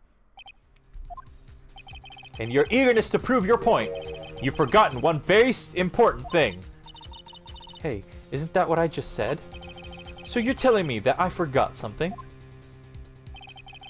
You're so close, Mr. Edgeworth. But there's something you really should examine about this piece of evidence. Okay. Here are my suspicions. I guess the transceiver. Maybe the No, I don't. The transmitter probably not, because he found it was a different camera that he found. Proof phone card brought a stuffed bear identical to the one of evidence. Spy camera was set in its right eye, found in the victim's room. On guards mentioned with love, Celeste is written on it. Maybe, I don't know, maybe this is relevant? That was so tough? Alright, I guess I'll try the transceiver for now. Well, Mr. Edgeworth. Yes, I do believe some special examination is needed, but I think the item that should be examined is the defense's gray matter. Oh no. Whoops. Mr. Wright, after this trial is over, I would like to see you in my chambers. I think there are a few things we need to discuss. Yes, Your Honor. If you're going to speak, at least use your brain to make up something intelligible. So you're telling me that I forgot something? What did you pick? I picked the transceiver. You're so close, Mr. Edgeworth. Okay. Then, my theories are this, the photo, the rest of the suicide note, and I guess that's it.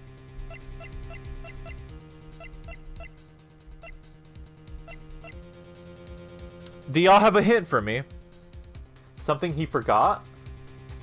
Something he forgot. Yeah, I don't know what he would have forgotten about. I mean, this maybe, because we found that together. He did forget about that. This he couldn't have actually, you know what? The note, it can be the note, because he couldn't have forgotten about it. Stuffed bear? You think so? I don't think...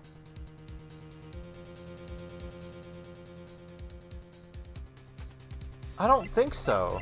I don't think it's the stuffed bear.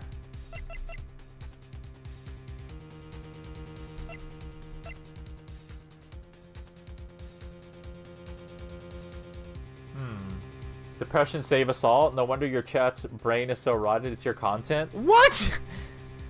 Yeah, just Vivi, give me a hint. Do you know what it is?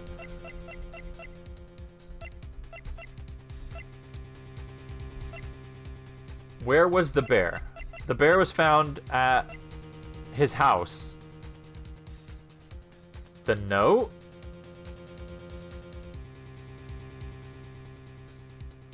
The bear was found at his house.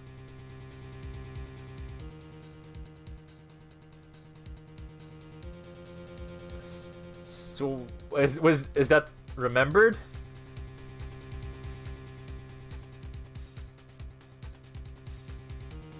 It's the note?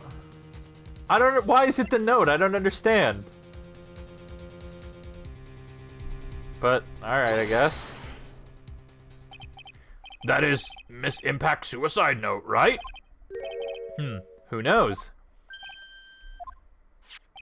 I mean, sure, this suicide note was found inside this bear. But this bear was in my possession until only a few moments ago. Which means... the handwriting on this suicide note has yet to be analyzed. What? Oh. So... as to whether this pivotal piece of evidence was really written by Miss Impacts or not, that has yet to be even remotely confirmed. But, okay, Phoenix, come on, that's... Mr. Wright, you can't seriously be... Mr. Wright, are you saying this suicide note is a fake? Miss Andrews, you were the one who tried to pin this murder on Mr. Ungard. No, okay, y'all can't blame me for not getting that one right. That's absurd. That one was ridiculous. Who's to say you didn't create a fake suicide note and put it into this bear? How dare you? Your Honor, the defense is indiscriminately accusing the witness again. There's no evidence linking the witness to the suicide note whatsoever. But if this is a fake, then the witness is the only person who could have made it. What? Recall the witness's testimony concerning this figurine. The only person other than the victim who could solve the puzzle is the witness herself. Why is she... Miss Andrews, you wrote this note, didn't you? What? You wrote it so you could use it to frame Matt on guard. I didn't know such thing. Right. If you're going to pronounce this suicide note a fake, then show this court some evidence to support your theory.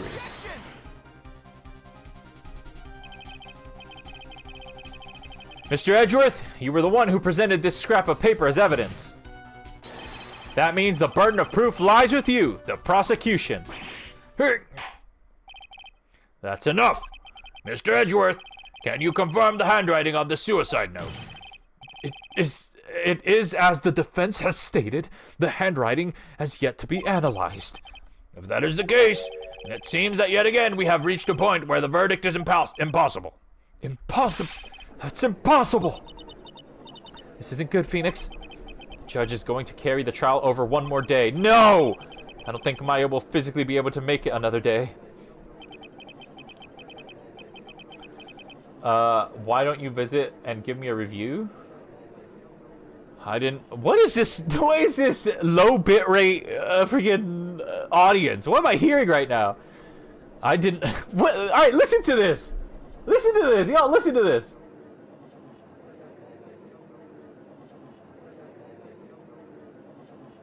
What am I hearing? It's like the most bit crushed. Whatever. I didn't want to have to do this, but I don't have a choice. I request that both the prosecution and the defense further investigate. Handwriting analysis, my butt. That's just... Unguard is guilty. Look at that. Any idiot can tell you that. I think we've reached the end of the line. Guilty, guilty, guilty, guilty, guilty, guilty, guilty. Oh? What is that sound?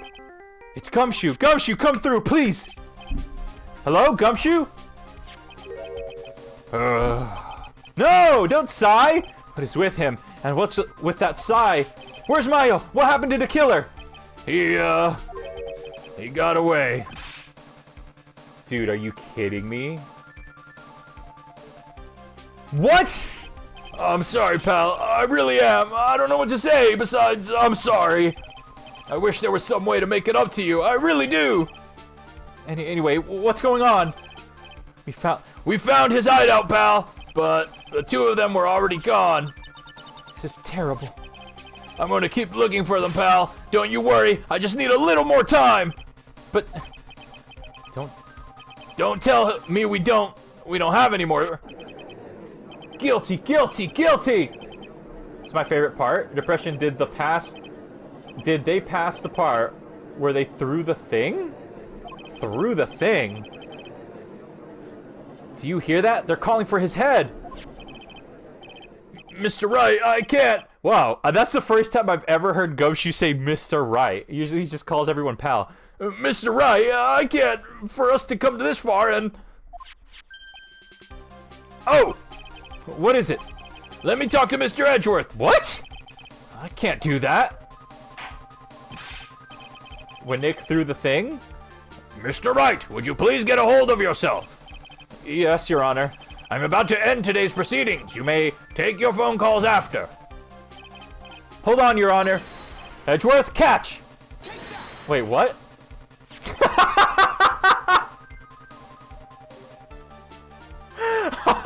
What was that? What the hell was that? Mr. Edgeworth! Please, you gotta buy us more time! Absolute cinema. Court is in session. No! He hung up? You plank! I'm sorry, Your Honor. You were saying... Mr. Wright, this is a court of law! I'm sorry, Your Honor, but... PowerPoint transition? I'm dead. I am reluctant to do this. However, it appears that I have no choice but to suspend proceedings until tomorrow. No, there's the frame. Numimi's favorite frame. This time, why am I laughing? My eye's about to die. This time, I really can't do anything. Court is now adjourned for the day. No. No! Objection! Edgeworth? Please wait, Your Honor. Edgeworth? What is it, Mr. Edgeworth? I humbly request another 30 minutes of Your Honor's time. Dude, is Edgeworth good or bad? Is he good or bad? I can't wrap my head around it. I'll never know. I don't know. This dude has mood swings. For what purpose? We can perform the necessary tests on the piece of evidence in that time. But can you really obtain your results in 30 minutes? I believe we can, Your Honor. But wouldn't it be better if we adjourn for today and we reconvene tomorrow? 30 minutes. Please, Your Honor. That's all I'm asking for. Please, Your Honor! Very well. At the prosecution's request, this court will now take a 30-minute recess. Holy crap. Be advised that I will not allow another recess today. I'm not sure if this is helping or hurting us. The court will now take this final recess of the day. Oh my god. Right. Well, what is going on in Maya's situation? The killer. It looks like he got away again. 30 minutes. We can't find her in that time. Ugh. Gumshoe? Good news, Gumshoe? Report. Is that Mr. Edgeworth? We don't have time. Just spit it out. Right. It looks like we just missed them, sir. But the killer left a few things behind by accident in a rush to get away. A few things. Can we just use any of them as evidence? Ho ho ho! I thought you'd ask, pal. I've got the things he left with me right now, and I'm on my way over. Really? That's odd. Any items like that are usually sent to the crime lab first. We don't have time to wait for those. We don't have time to wait for those guys, sir. When those guys weren't looking, I swiped the stuff and ran. Really, dude? No. Okay. Now Gumshoe is he's like taking evidence. Like, how is he? What is going on here? What? Well, I'm not a detective anymore, so I had to. I'm really sorry, sir, but I had to put the law on hold for now. Sounds bad. I hope he doesn't get in too much trouble over this. Dude, Gumshoe's actually coming through. He's putting himself in harm's way so that he can help Maya. With my hunk of junk car, I'd say I'll be there in about 20 minutes, sir. Don't worry, I'll be there. Wait for me. All right, just get here in one piece. I'm on a mission, and no one can stop me now, sir. No one. I'm pulling over at the stops and running every red light. Items left by the murder, huh? Maybe there's something among them that will be decisive enough to end this. What the? Ah, my ears, eyes. What just happened? Hey, what's wrong? Detective Gumshoe, answer me. No one can stop me. Did he crash? Did he crash? What happened? It sounded like he had an accident. I'm guessing his cell phone broke as well. You are having a laugh! What was he thinking? He's getting red, all the red lights. We gotta hurry and call for help. But we have no idea where he is. His cell phone is broken, and he wasn't driving a patrol car, so no radio either. Also, if we don't get to those items before they do, the police will take possession of them. No! We can't let that happen! Front-facing Edgeworth? Well, if there is a way we can find out where he is, then we can stand a chance. How on earth? Why did Gumshoe have to get into an accident now? Is there any way, because he ran all the red lights, is there any way to find out exactly where he is at this moment? There is a way, there is no way.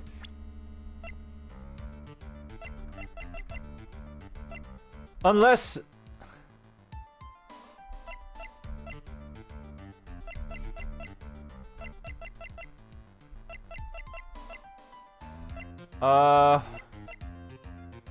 You gotta think for this one? You gotta lock in. Why would I know where Gumshoe is right now?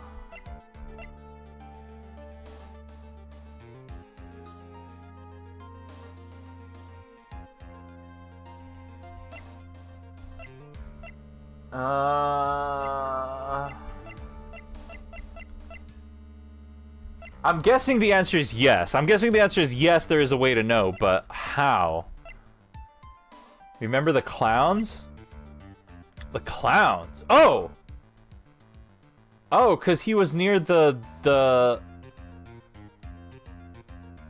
But still, even so, there's still no way to know. I don't...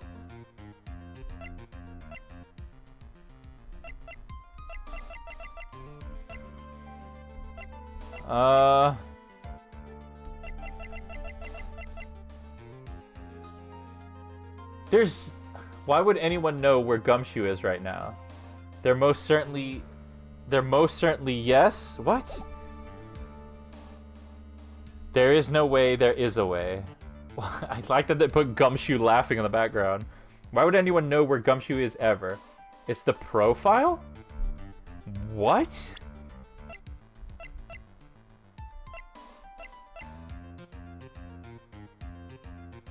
Better question, who?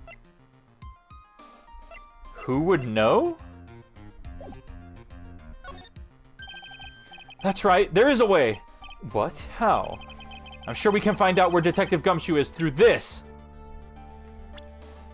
Who knows where he is?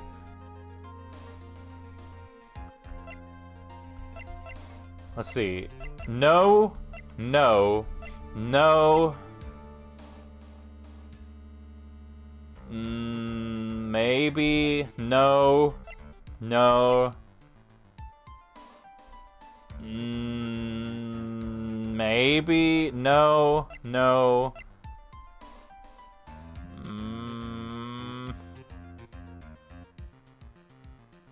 No more hints, I think.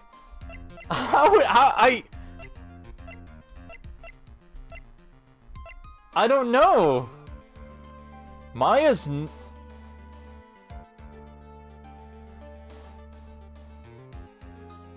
I'm dead? Why? What? Could Pearl channel up something, maybe? So close? Crap! Who is it?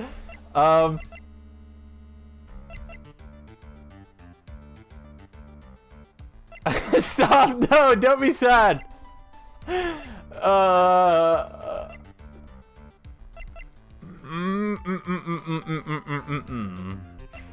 You gave me. I don't want another hint because like I feel like you have given me enough. But like you, well, I mean, maybe if there's a way you could hint that wouldn't give it away, but because you already, I feel like you've given me the hint of saying that it's a person is hint enough. Like that should. That's massive, you know? What's a common joke used with Gumshoe? Pal? He says pal a lot? But that doesn't tell me anything.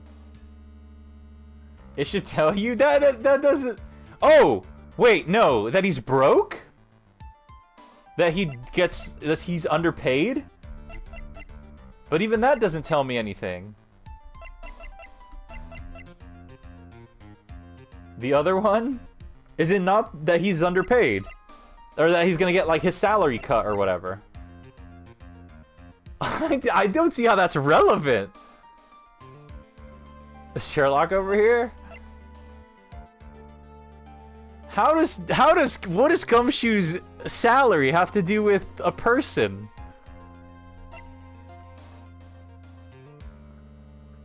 LMFA ook. What else? What else? A joke with Gumshoe. A joke with Gumshoe. Oh, is that he's the only police force? Not the salary, not the pal. Yeah, is it that he's the is it that he's the only one on the force? If y'all say no, the other joke, I swear I'm gonna. A joke with Gumshoe and you?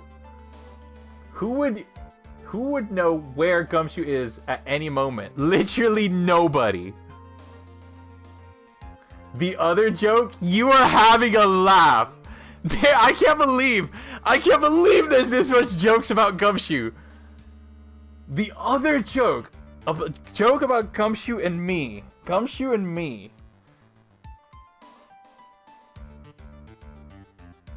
Gumshoe and me. Gumshoe. Gum. On my shoe. Goat shoe. Bro forgot? Something that hurts? Lobster gut. No, I don't even want to think about that. Something that hurts? Oh!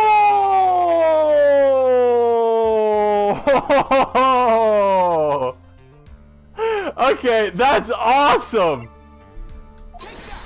That's awesome! Why are you bringing up Francisca at a time like... Oh, I see. I'll try to get in contact with... Dude, okay. Dude, that would have been amazing if I had come up with that on my own. But thank you. Holy crap. That's awesome! I'll try to get in contact with her. The chances are slim, but she's still all we have. Wow, it all clicked on my head like all at once. Sorry if I'm being loud, by the way. Francisca, will she even want to help us? Edgeworth, what is it? I don't have any right to judge anyone ever again. I know my client is guilty, but what I'm doing now, I'm pinning the guilt onto someone totally innocent and using the evidence to do so. It might be my turn to say, Defense Attorney Phoenix Wright chooses death. Right. It doesn't suit someone like you to cry useless tears, whether you did your job well or not. That can only be seen after the verdict has been decided. The verdict. Is Prosecutor Edgeworth here? Yes, bailiff. There's a phone call for you, sir. They said it was extremely urgent. They're probably finished with the handwriting analysis. I have to go take this call. In the meantime, think hard about what it is you must do. Holy crap. To be continued! Oh my god! There must be a lot left! Should we call it a day, y'all? Absolutely not. I tried to hint as best I could. Thank you. I'll say that would have felt really, really good had I figured that out by myself. Speaking of figuring stuff out by yourself, I'm curious as to y'all, when y'all played it for the first time, whether it was on the DS or whatever console you played it on, because I assume you played it like back in the day. Did y'all look stuff up for help, or did y'all like just click on everything until something worked, or how did y'all play? I can't wait to see Edgeworth and Phoenix butter each other's. Why do I read?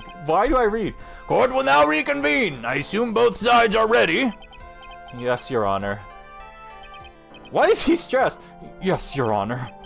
I can't understand the defense acting like this. However, why do you also seem distraught, Mr. Edgeworth? It's nothing, Your Honor. What's wrong with Edgeworth? Looks like something unexpected just happened to him.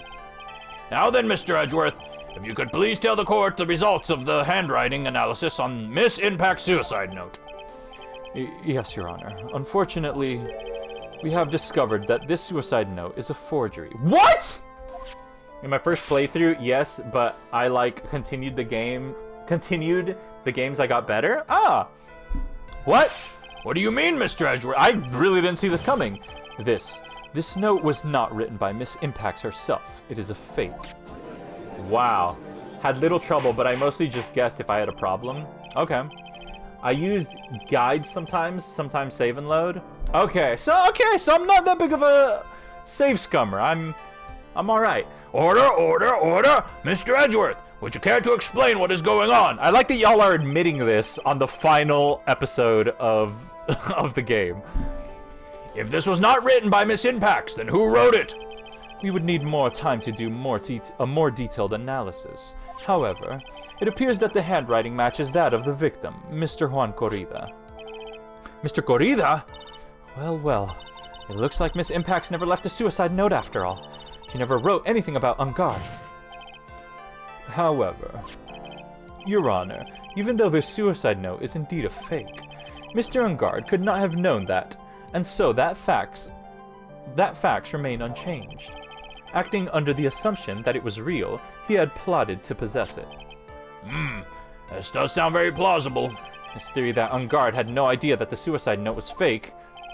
Something seems a little wrong with it. Present evidence, back down. Wait, whoa, what? Not as bad as you, though? Oh. OMG, yeah, the safe scumming was really bad for me. You're terrible, don't get so hopeful. Aww. Well, you only asked now. But I knew about Francisca. Yeah, I mean, in retrospect, I should have known too. But, you know, it's rough out here. Y'all forget, I'm streaming too, right? My brain is in two different, I'm on two different wavelengths here. I've got more stuff to think about. Y'all were concentrating on the game. I'm not. Please accept that excuse. All right. What's going on here? I'd even forgot the question. Something seems a little wrong with it. Something wrong with... Crap, let's try it. The defense believes that the theory the prosecution has stated contradicts the testimony. If everything the prosecution has proven up to this point is true, then it's impossible for Mr. Ungard to not have known it was a fake. Wait, what? Bro, when Francisca was talking about the beeping and tracker thing, the text was red and should have told you everything? Well, you know. Is it possible for Mr. Ungard not to have known it was a fake? How would he not have known that it was fake? I fear we forgot about the A-Dee factor.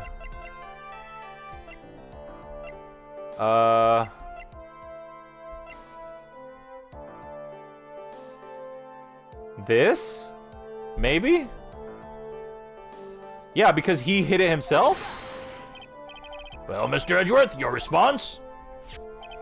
I believe that even more important than finding out if this note is real or not is whether the attorney's badge pinned to that man's chest is real.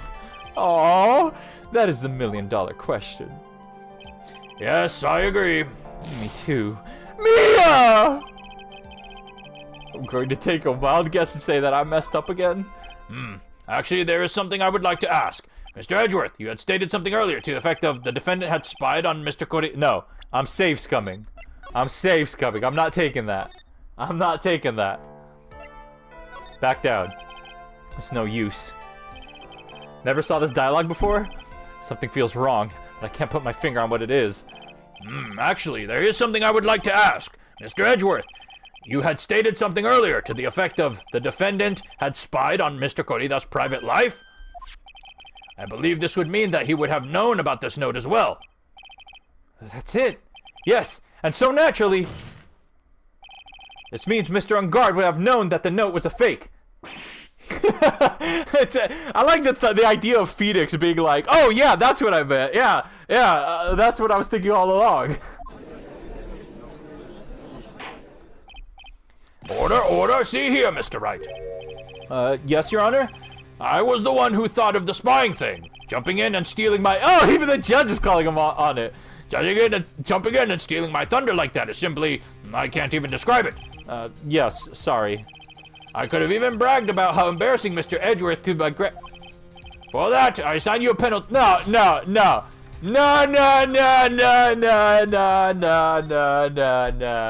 No, screw your penalty. No. Oh, wait. I don't have Edgeworth's camera. Judge is great. No, he is not. Wait. But do I have to take a hit? Do I have to take a hit there? Because I don't have... I mean, I could do this, but would that count?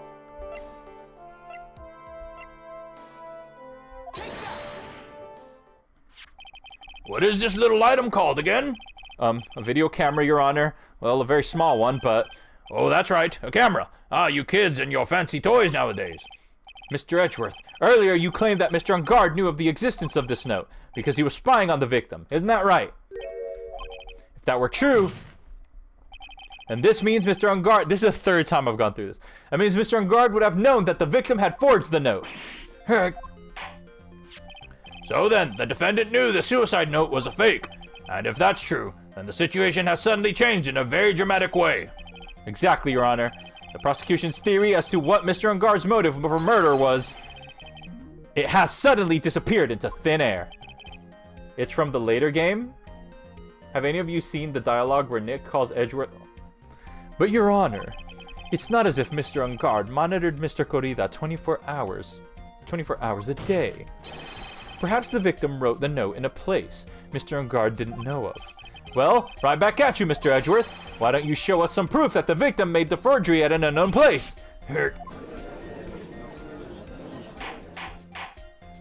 Order! Mr. Edgeworth, it looks like this time it is you who has dug his own grave. As I figured. Huh? As you figured? As I figured, it came down to this after all. Mr. Edgeworth, you are not making any sense. When I heard the results of the handwriting analysis, I thought this might happen. The question is, what next? What next? If the prosecution can't prove Mr. Ungard's motive through the evidence, then we must prove it from another angle. Uh-oh. Well, I agree with you there. Your Honor, the prosecution would like to call a witness to the stand at this time. Oh? Well, that's fine. However, this witness is a little unusual. I think I know who it's going to be. Edgeworth stuttering? This is not like him at all. Unusual? Well, what sort of witness is this person, Mr. Edgeworth? This witness is one who is perfectly fit to answer once and for all the question of who was it that hired Shelley the killer to commit murder? That's impossible. Who in the... No such person exists who can answer the question with such certainty. Yes, Mr. Edgeworth. Who is this witness? It's, Yes, go on. Who is it? the man himself. Mr. Shelley the Killer. Oh, I would have said Matt on guard, but... Oh, Mr. the Killer. Wait! Shelley the Killer? You mean the killer? Or, I mean the assassin? Yes, Your Honor. He's coming here? To the witness stand? How would you have a hold of him? Well, yes, in a manner of speaking. Oh! The radio? The transceiver I have? I recognize that this is the very... But why would he talk? I recognize that this is very unusual circumstance, so I ask for your permission. Well, Mr. Wright? Yes? Is this all right with you? Do I have a choice here? I can't really do much else to drag this trial out. The defense has no objections, Your Honor. How are you gonna do this, Edgeworth?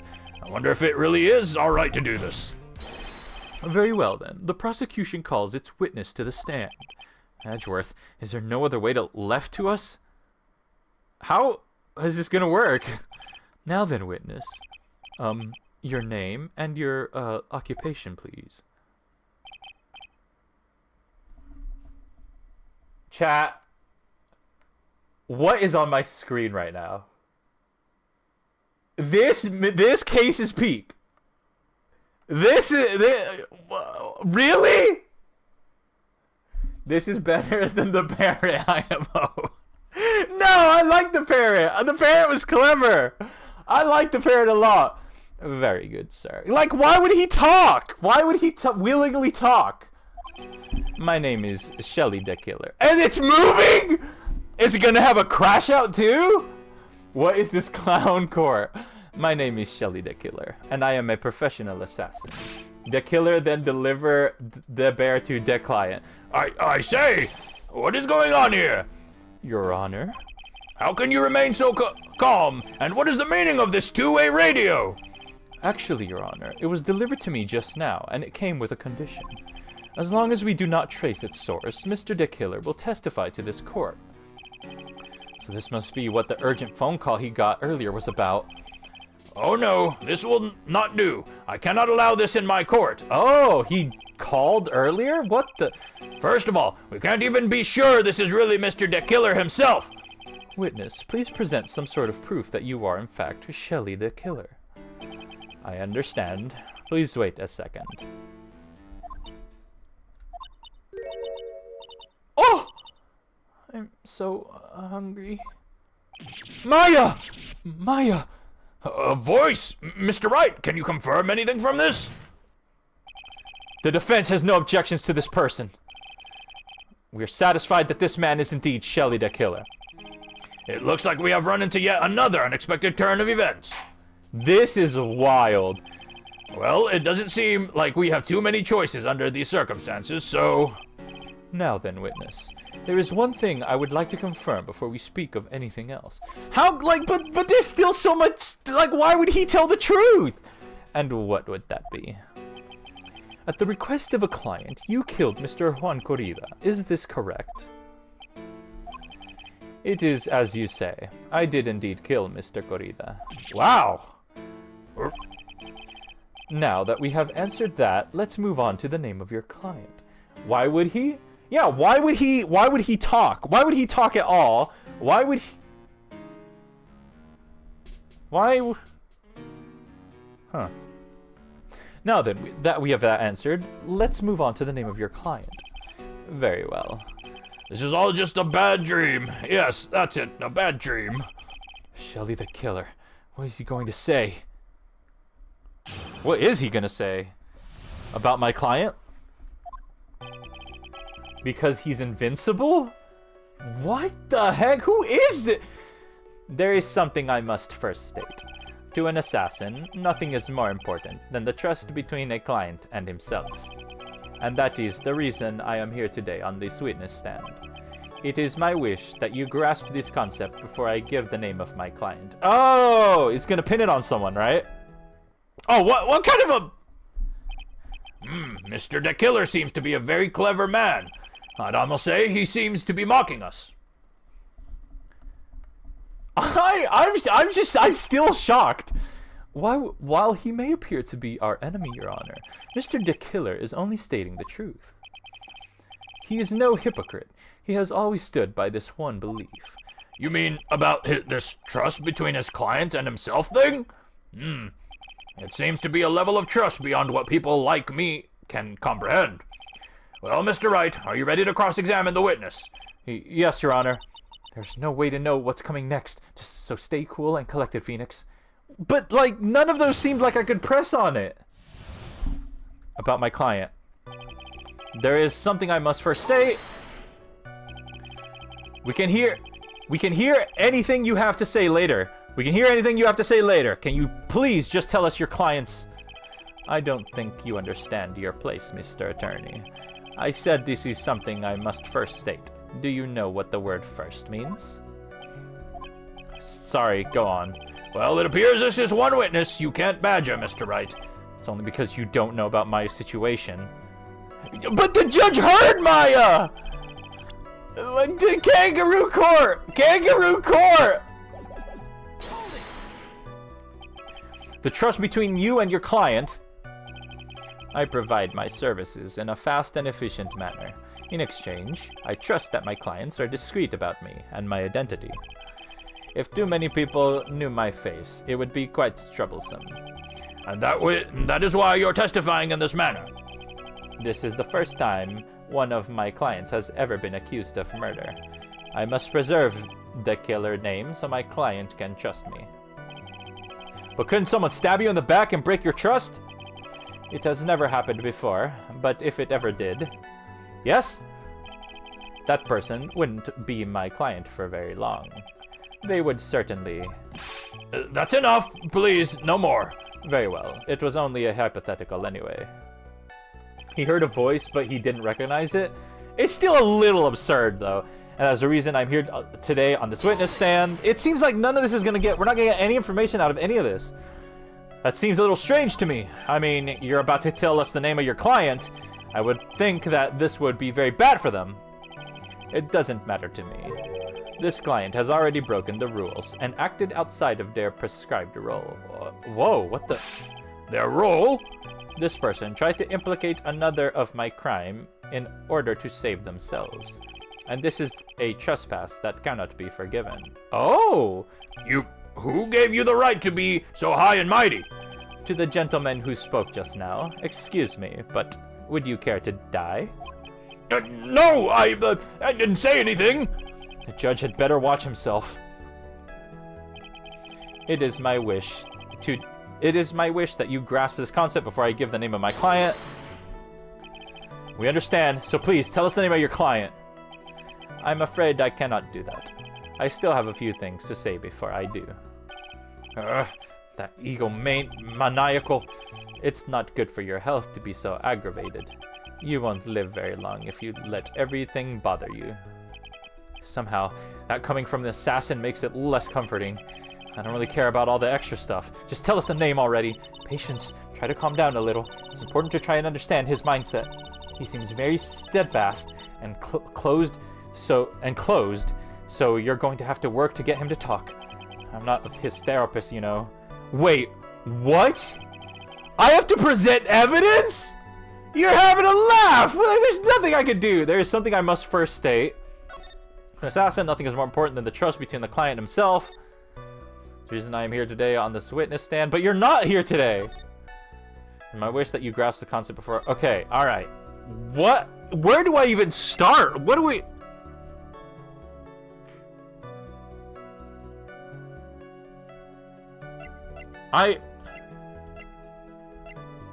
Oh, is it because of this? No. I have no clue.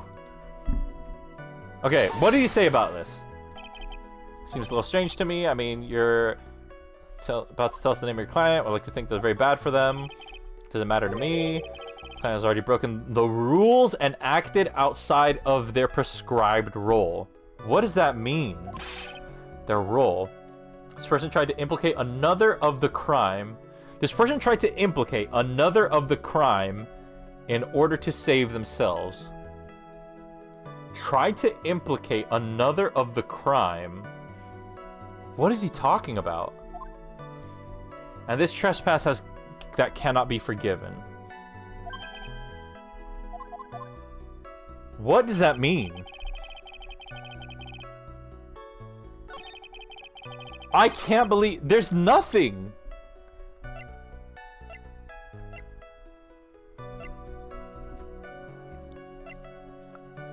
And that is the reason I am here today on this witness stand.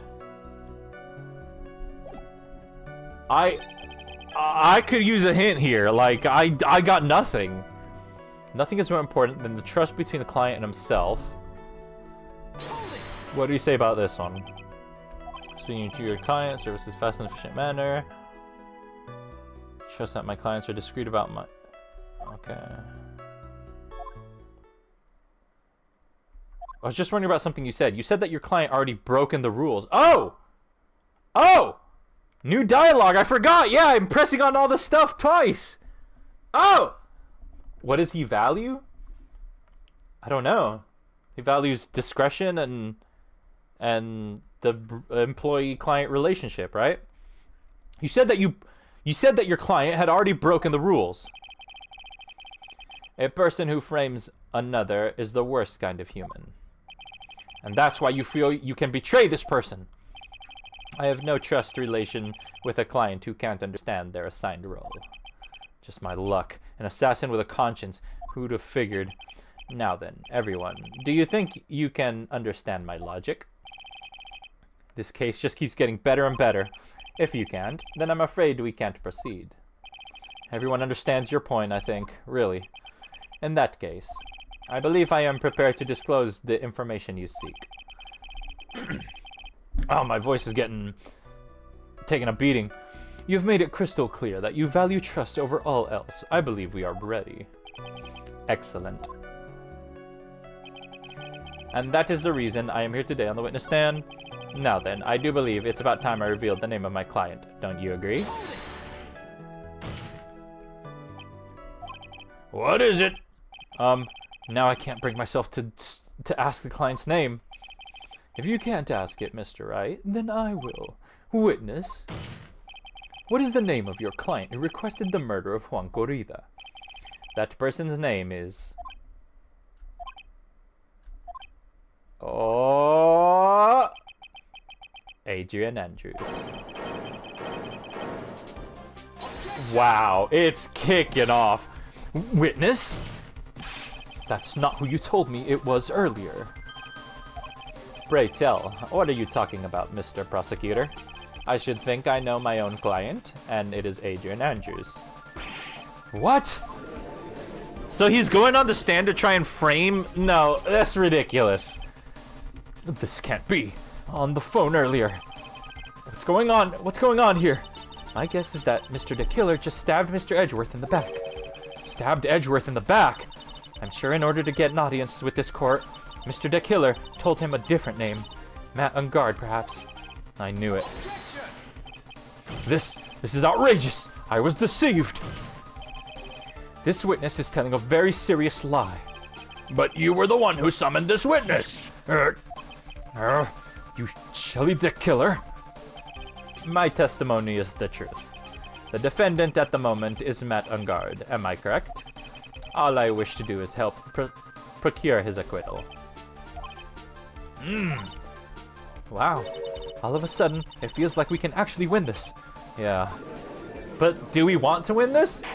What does he value? What does he promise to his clients? That they won't be prosecuted, I guess. The prosecution has failed to provide a motive and has instead provided this suicide note, which is a forgery created by the victim. Furthermore, there is a possibility that the defendant himself knew it was a fake. But most definitive of all, we have heard from the assassin himself the name of his client. Mr. the Killer's client who requested the murder was not the defendant at all. No. With all this evidence, it is obvious to me that this means that Mr. Matt Ungard is innocent. Wait.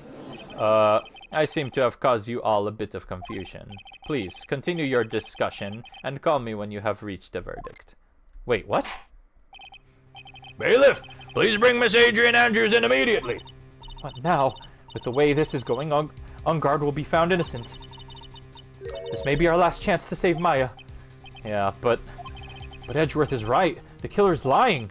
And Ungard, my client, I know he's guilty. Can I live with myself if I win this? Who would have believed that the prosecution's own witness would absolve the defendant? I'm gonna save. Just in case. Your Honor, the prosecution requests permission to further question the witness. Shelley the killer is certainly lying under oath. It wasn't... It wasn't me! Listen, everyone, please! That testimony just now, it was all one big lie! Miss Andrews, the suicide note may have been a fake, but that man, Matt, he's the reason Celeste died. And Juan's death, it was all because he got pulled into Matt's twisted world. That testimony just now, you have to believe me, it was a horrible, horrible lie. But Mr. the Killer himself has testified. He has named you as his client. No, that's not true. Also, there is quite a bit of evidence that points to you. The knife and button, donning the nickel samurai costume. But that's... You even have a motive. We know that Miss Celeste Impacts was a large part of your life. Uh-oh. You wanted to follow her, and you wanted revenge against the two who hurt her. I would say you have plenty of reason to want both of them dead. I know, Mr. Wright. You know the truth. Tell them the real story. Who the real killer is. Tell them. Please, help me. Yes, I know the truth. Mr. Wright. Yes, Your Honor. I believe we have reached the end of this trial. Therefore, I ask the defense for any final words or opinions. I have to decide. Do I take the not guilty verdict and save Maya? Or do I throw this chance away and wait for Gumshoe's new evidence? Wait for Gumshoe's new evidence? What am I supposed to do? Request the verdict? Request the trial continue. I gotta hold out for Gumshoe. I gotta hold out for Gumshoe. Phoenix? I can't do it, Mia. I can't accept the not guilty. You are a lawyer. I know. But Matt Ungard is a killer. A murderer. I can't let him get away with this. I can't let someone else take the fall. If I let Miss Andrews be convicted, then I am no better than Ungard. And even though I don't want to admit it, I have to face the fact that it is because of Edgeworth that I now know the real truth. He could have gotten Ungard convicted so many times over, but he never took a single one of those chances. If I take this verdict right now, I'd be betraying his trust. His trust? I never thought about it until now. I trust him? Aww. Yes, you do. Mr. Wright, your opinion, please. The defense requests that we be allowed to further question Mr. the Killer. Am I hearing you correctly, Mr. Wright? Right. But that witness has cleared your client through his testimony. Your job here is done. I am not done yet. To see through witnesses' lies and find the truth. That is my job, Your Honor. This ain't over. Did you save? I did save. I did save. There's still more evidence to look at. I'm gonna take a guess and say I know why you're asking me if I saved. I'm pretty sure I know why. And I'm sure that once those pieces arrived here in this very courtroom, a miracle will occur. Very well. This trial will continue. Mr. Edgeworth, please reestablish connection with Mr. the Killer. Right away, Your Honor. Has the verdict been reached? Before that, we would like to talk with you a little more. About? All you needed from me was the name of my client. What else would you need me for? Well, Actually, we would like to hear everything you know about this case. That is, how things are usually done. What is he talking about? Usually done. But what shall we have him testify about now? Mr. the Killer, if you don't mind, please testify about your client in more detail. You legal people and your procedures. Is it any wonder no one likes to go to court? Interesting. Okay. Did you save? Keep that slot. Okay, I will. You know what? In fact, I'm gonna keep that slot right now. I'm gonna save, not over that one. I'm gonna save here. So slot 4 is before that decision. As I have already stated quite a few times, Adrian Andrews is my client. However, one thing I simply cannot overlook is tampering with the scene of the crime. My client did it to frame another for the crime, while pretending to be the first person to discover the body and enter the scene. Adrian Andrews already knew from the very beginning that Juan Corrida was dead. But even more appalling is the creation and planting of the knife and button. That act is what I was referring to when I said my client had broken the rules. This is most unexpected turn of events for the 5th time now. However, this time, everything has finally been revealed. Objection! Just a second, Your Honor. Yes, Mr. Edgeworth, We still have the cross-examination to do. but you don't need to question testimony like this. Do you, Mr. Wright? Your Honor, the defense will question the witness. As if I have a choice here. Huh? Why? What this witness has said is nothing but beneficial to the defense's case. If you scrutinize the testimony, then I'll expose the lies and that oh-so beneficial testimony, I suppose.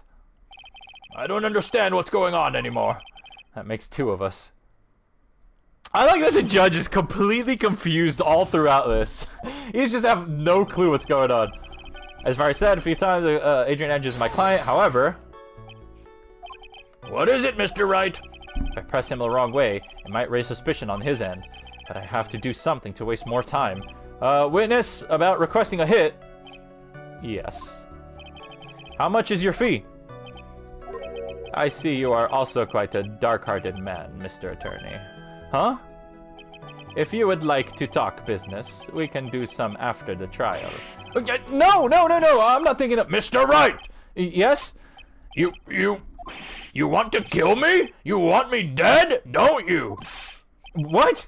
Why would you think of something like that, Your Honor? Guilty! Mr. Phoenix Wright, you are hereby I saved, right? you are hereby declared guilty. Witness, let's continue. Why did you disclose the name of your client? They are your client, are they not? Oh, okay, I guess we're good. What the heck was that? That judge crashed out. Alright, one thing I simply kind of overlooked is tampering with the scene of the crime. I would think that most people wouldn't be able to overlook a person hiring another to kill. If I had a problem with such a thing, I wouldn't be very effective at my job. Yeah, well, change in occupation might be good for you. However, I will say this. Even though I am the one that does the deed, my clients are always the real guilty party. That goes without saying, Mr. the Killer. And their fate is to live with the knowledge of their guilt on their shoulders. However, my client this time thought that they could run away from their guilt. My client did it to frame another for the crime. Are you talking about the button and the knife? Yes, and my business card. Oh, this card. So that no one has to waste their time, including the police. I always make it a point to make things as easy as possible. Why would you do that? You're not very good of a killer if you do that, honestly. You try to make things easy?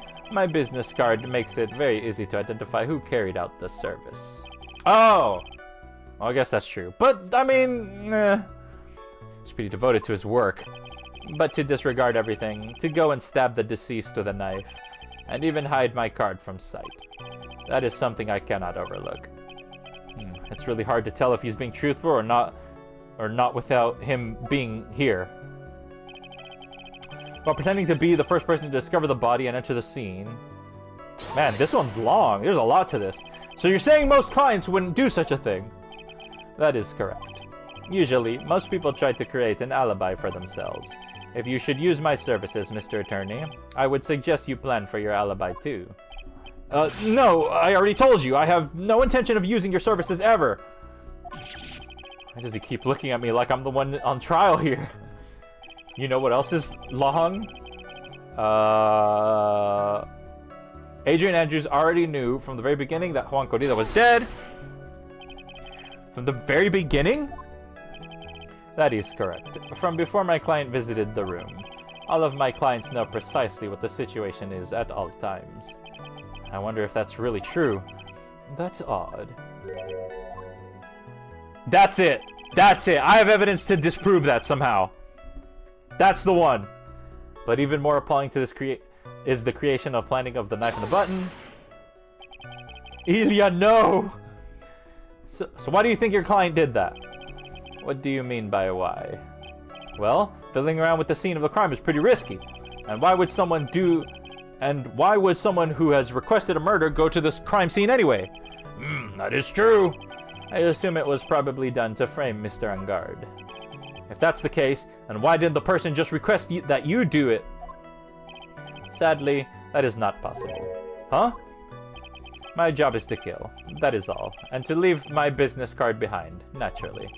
The business card is to my client may escape blame. The business card is so my client may escape blame. To protect them is my duty. Even if they say it is for revenge, setting someone else up to take your fall. The act is what I was referring to when I said my client broken the rules. And that's all you have to testify? Yes. And I pray that I will never be called to the stand again. Again? As in you plan to continue? I must, as I have yet to find a person to take my place and become the fourth successor. Actually, how would you like a new life, Mr. Attorney? Excuse me? No, I'm fine, really. Are you really now? I wonder what kind of man the judge thinks I am now. What are you gonna do now, Phoenix? All I can do now is expose the lies. That's true. However, you realize that you will be very bad for our client, right? I'm so confused. But the one thing I know for sure is that I can't let this trial end yet. Okay, which one did I say it was? It was, I knew from the beginning that Juan Corrida was dead. Did she now? Did she know that Juan Corrida was dead?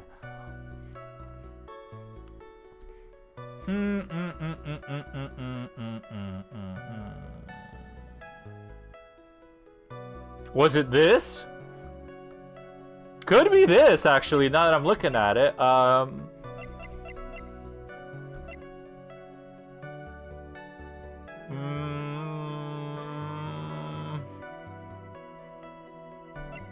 Some water, but only on top of the lid. Bears Corrida's fingerprints. Did she know that he was already dead?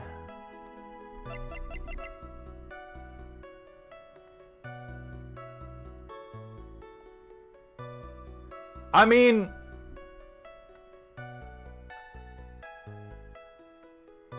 It could be... No. Could it be this card? Maybe. Oh, no! Wait, no, wait. What could... The camera? Already knew from the very beginning that Juan Corrida was dead. Crap, no, if anything, that would prove that she did know.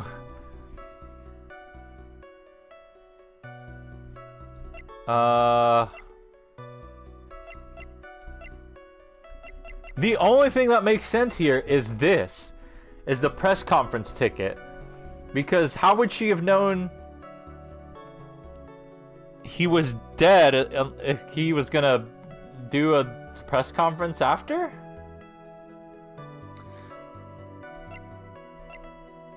That's the only thing I could think of. All of these other ones don't seem to be relevant, but I could press on them and see if I can get more dialogue out of them. But I don't think...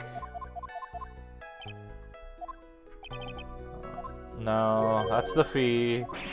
And then he freaks out, says guilty.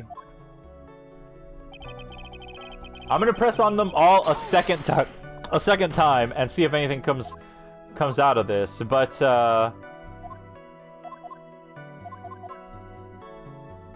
press them. Are you talking about the button of the knife? Oh, this card. Want us to waste their time, including the police? Yep. You've already looked at it?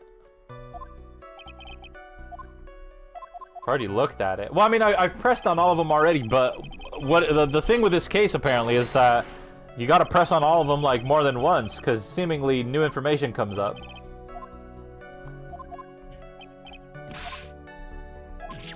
Keep looking at me like he's the one on trial here. No, not relevant. The item? Oh? Agent Andrews already knew from the beginning that Juan Corrida was dead. I pressed on that one already, so I'm gonna skip it. Air polling is the creation of the planning of the knife, and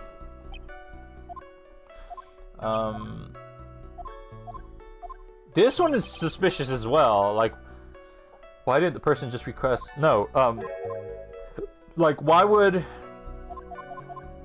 It doesn't seem logical that she would do that. I press on this one again. It doesn't seem like pressing a second time on any of these affects anything. So, it must be that one then. It must be this. Did Adrian know? Adrian already knew from the very beginning that Juan Corrida was dead. Do I have anything to prove that she did not know that Juan Corrida was dead before walking in?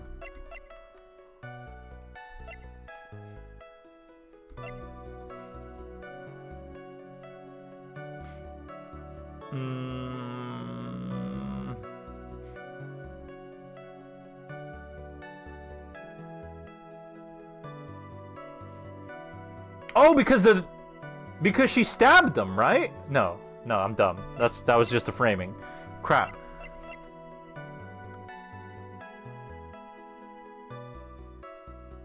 She didn't know. She didn't know, but can I prove that she didn't know?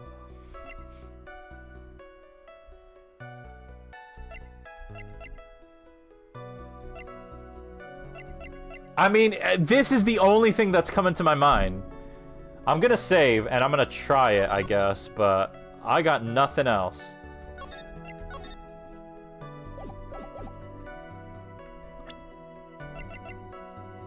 BRB? Bro, I'm getting bored. We're almost there. This evidence clearly reveals a contradiction in that statement, Your Honor. Crap. How exactly are the evidence and the statement just now related? They aren't, are they? No, not at all. Mr. Wright, please think... Crap. So it wasn't that, then... How would she have known? You've ranted about it on a 3Jan stream? This case has been going on for 3 streams? Yeah, but this is the end, if I can finish it. I've been ranting about it? I've been ranting about it.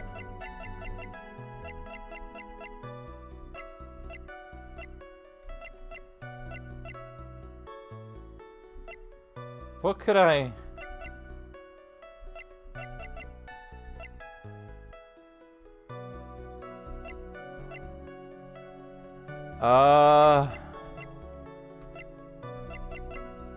The only other thing I can think of is the camera, but the camera doesn't make any sense.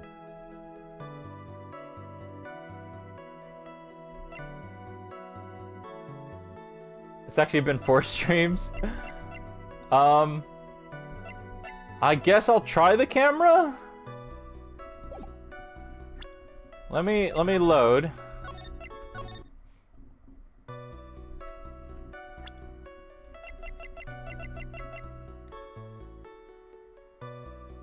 Unless I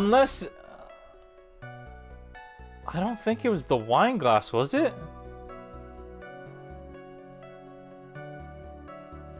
Was it the wine glass? All right, I'll try the camera, I guess. Nope.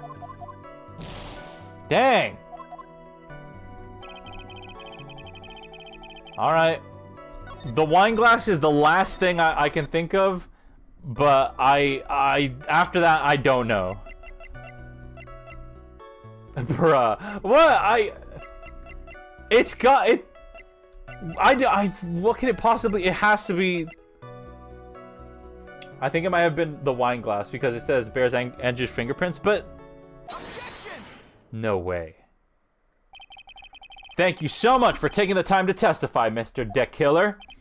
What is the meaning of that attitude? When Adrian Andrews entered the victim's room, your client had no idea that Juan Corrida had been murdered. But how? How do you know that? From this wine glass, Your Honor. The glass? Mr. De Killer's supposed client thought Mr. Corrida had only fainted, which is why this glass of tomato juice was poured for the victim. That's true! I knew it! I just have bad memory! But isn't that just a part of Adrian Andrews' calculated plan? That is not possible, Your Honor. This glass bears the fingerprints of that person. Had this been planned, it would have never have left their fingerprints behind. I see your point. I'm back just in time. Well, Mr. Edgeworth, what is your opinion? Dementia mentioned? No. Strangely enough, I had the same exact thought just now. Oh, why didn't you speak up then? Witness, how do you explain this strange phenomenon? Looks like you figured it out? Yes. After a bit of save scumming. Isn't it a waste of time to ask me about such a minor detail? It's not very important point anyway, correct? You just did the glass? Yeah. I'm afraid you are mistaken. If Adrian Andrews really is your client, as you claim, then your client should have the knowledge of Mr. Corrida's death. If not, then that can only mean that Adrian Andrews was never your client at all. How strange. Yes? Why is it that the attorney has yet to raise an objection at this absurd situation? Phoenix, if the killer figures out what you're up to, we're in real trouble. Yeah, I know. Objection! Mr. Edgeworth, I'm surprised. You know you can't just say things like that without any evidence. Sorry. Well, that was an awfully weak objection for the two of you. Anyway, I am positive there was a contradiction in that testimony. The prosecution requests further testimony concerning when the request was taken. Very well. Right now I have to buy us more time. I'm still buying more time. While we wait for items the killer left behind to get here. I just know that very outcome of this trial lies with those items. But have we even contacted, Francesca yet? Like, I don't know. This request came to me, about a week ago. It was a request for my services on the night of the award ceremony. We met at a certain bar to discuss and finalize a few matters. That is what occurred. I trust my memory, and I believe I have made no mistakes. Crap. Stock is gonna run out? So you physically met your client, huh? That is correct. Meeting one's client is the first step to building trust, in my opinion. I see. Well, Mr. Wright, your cross-examination, please. Alright, I'll see what happens. Edgeworth contacted her directly? Oh, did he? I thought that's what the phone call was for, but I guess it was this instead. This request came to me about a week ago?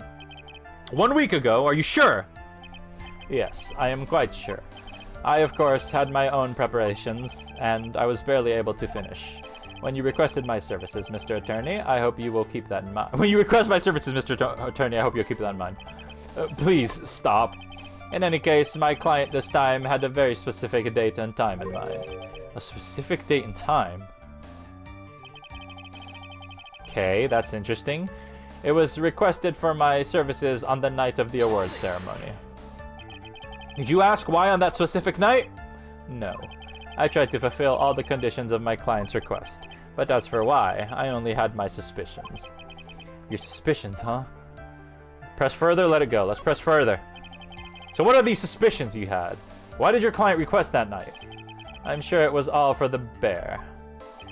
The bear? My client spoke of it. I'm sure there will be a bear-shaped figurine in Juan Corrida's room. I would like you to retrieve that item for me. Must be talking about this bear puzzle. Inside that figurine was a suicide note. Naturally, the victim brought it with him to his hotel room. He was planning to publicly disclose its contents at the press conference, after all. That is correct. And if I had not done the job that night, I would not have known where the bear figurine was. I see. Well, Mr. Wright, was the testimony just now of any importance? Was it? Crap. Screw it. I'll say it was. The testimony just now has made one thing very clear, and that is the client knew the secret of the bear figurine. Huh? Why is everyone so quiet?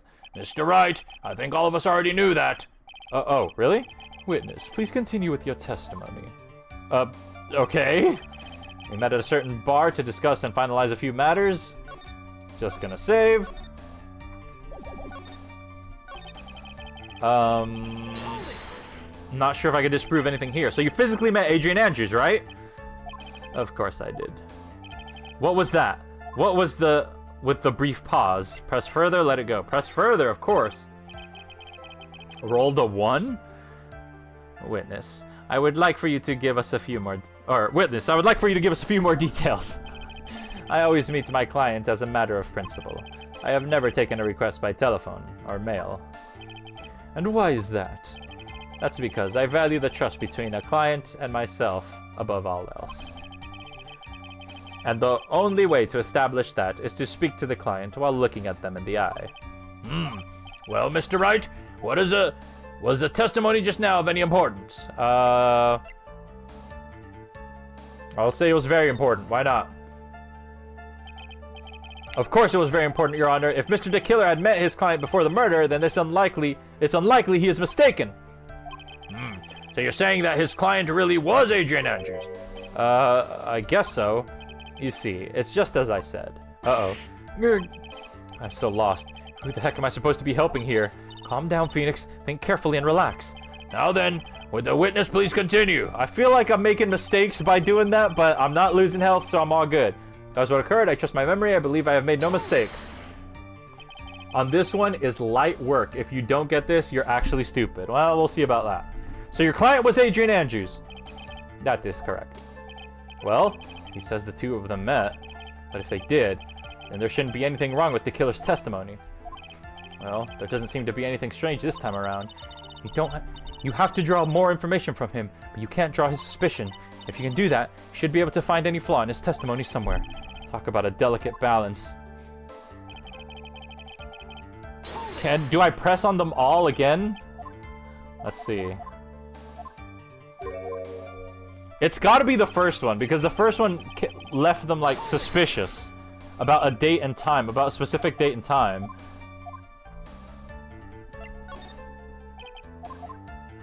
No, I should go back. I should do the, I should press further, just in case. Press further. I'd lose nothing in doing it, so I might as well. He brought up the bear. Very important, not important. Very important. And that's when, yep, everyone, alright. Sorry, just pressing on all of them, because now I learned that I have to press twice on everything, so... It's gotta... I gotta do it. Try and get more, as much... I gotta extract as much dialogue as I possibly can from them here. Final one. No, it wouldn't do that. Alright. It's the first one then. It's the first one. This request came to me about a week ago. Did it come to him about a week ago? And do I have anything to disprove? Wait. The night of the award ceremony. Wait. Actually, I don't... Wait.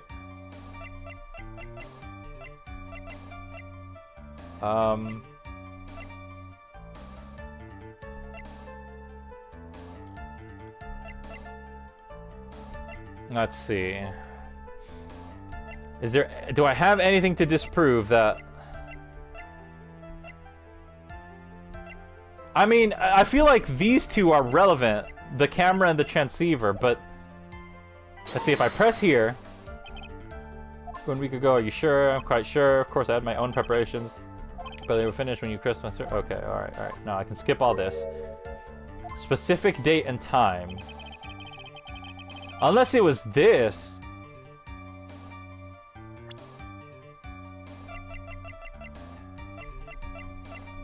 Vivi, I'm actually struggling here. I really don't know.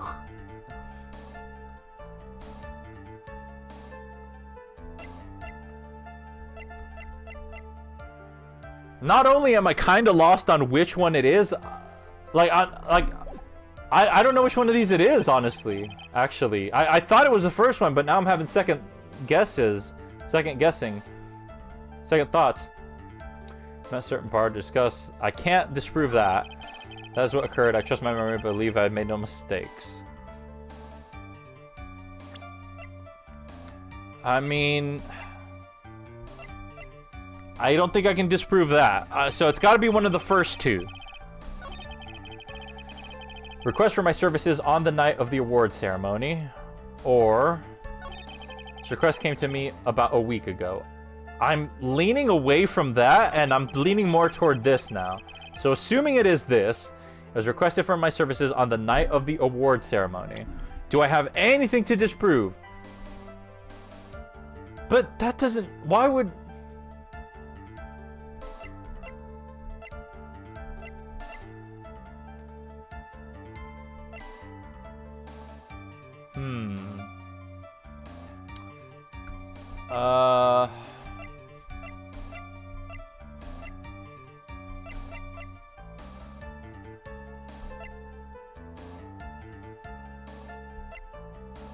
Hint? Yes. Yes. If you could, please give me a hint.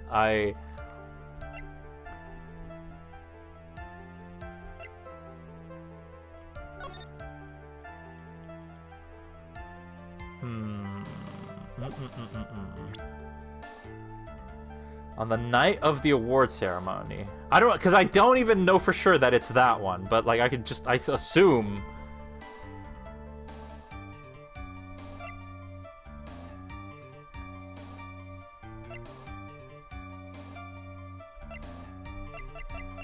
Dude, this case is really in-depth. Like, it's crazy.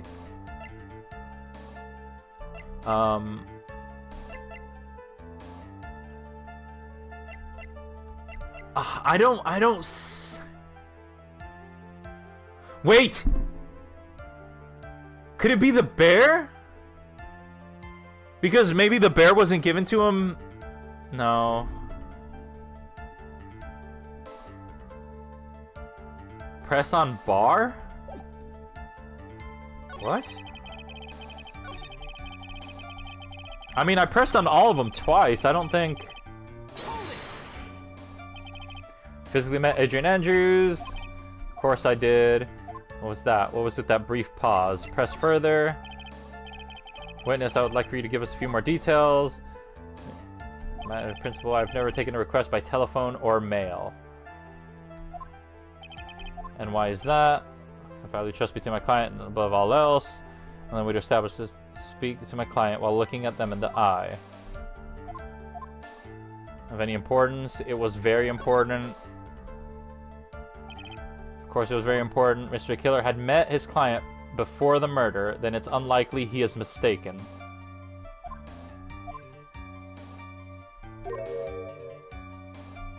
But...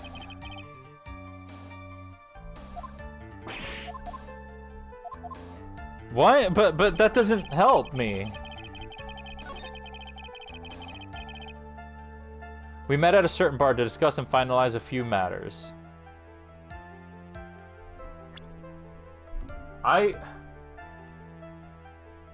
Right? It wasn't? It wasn't that?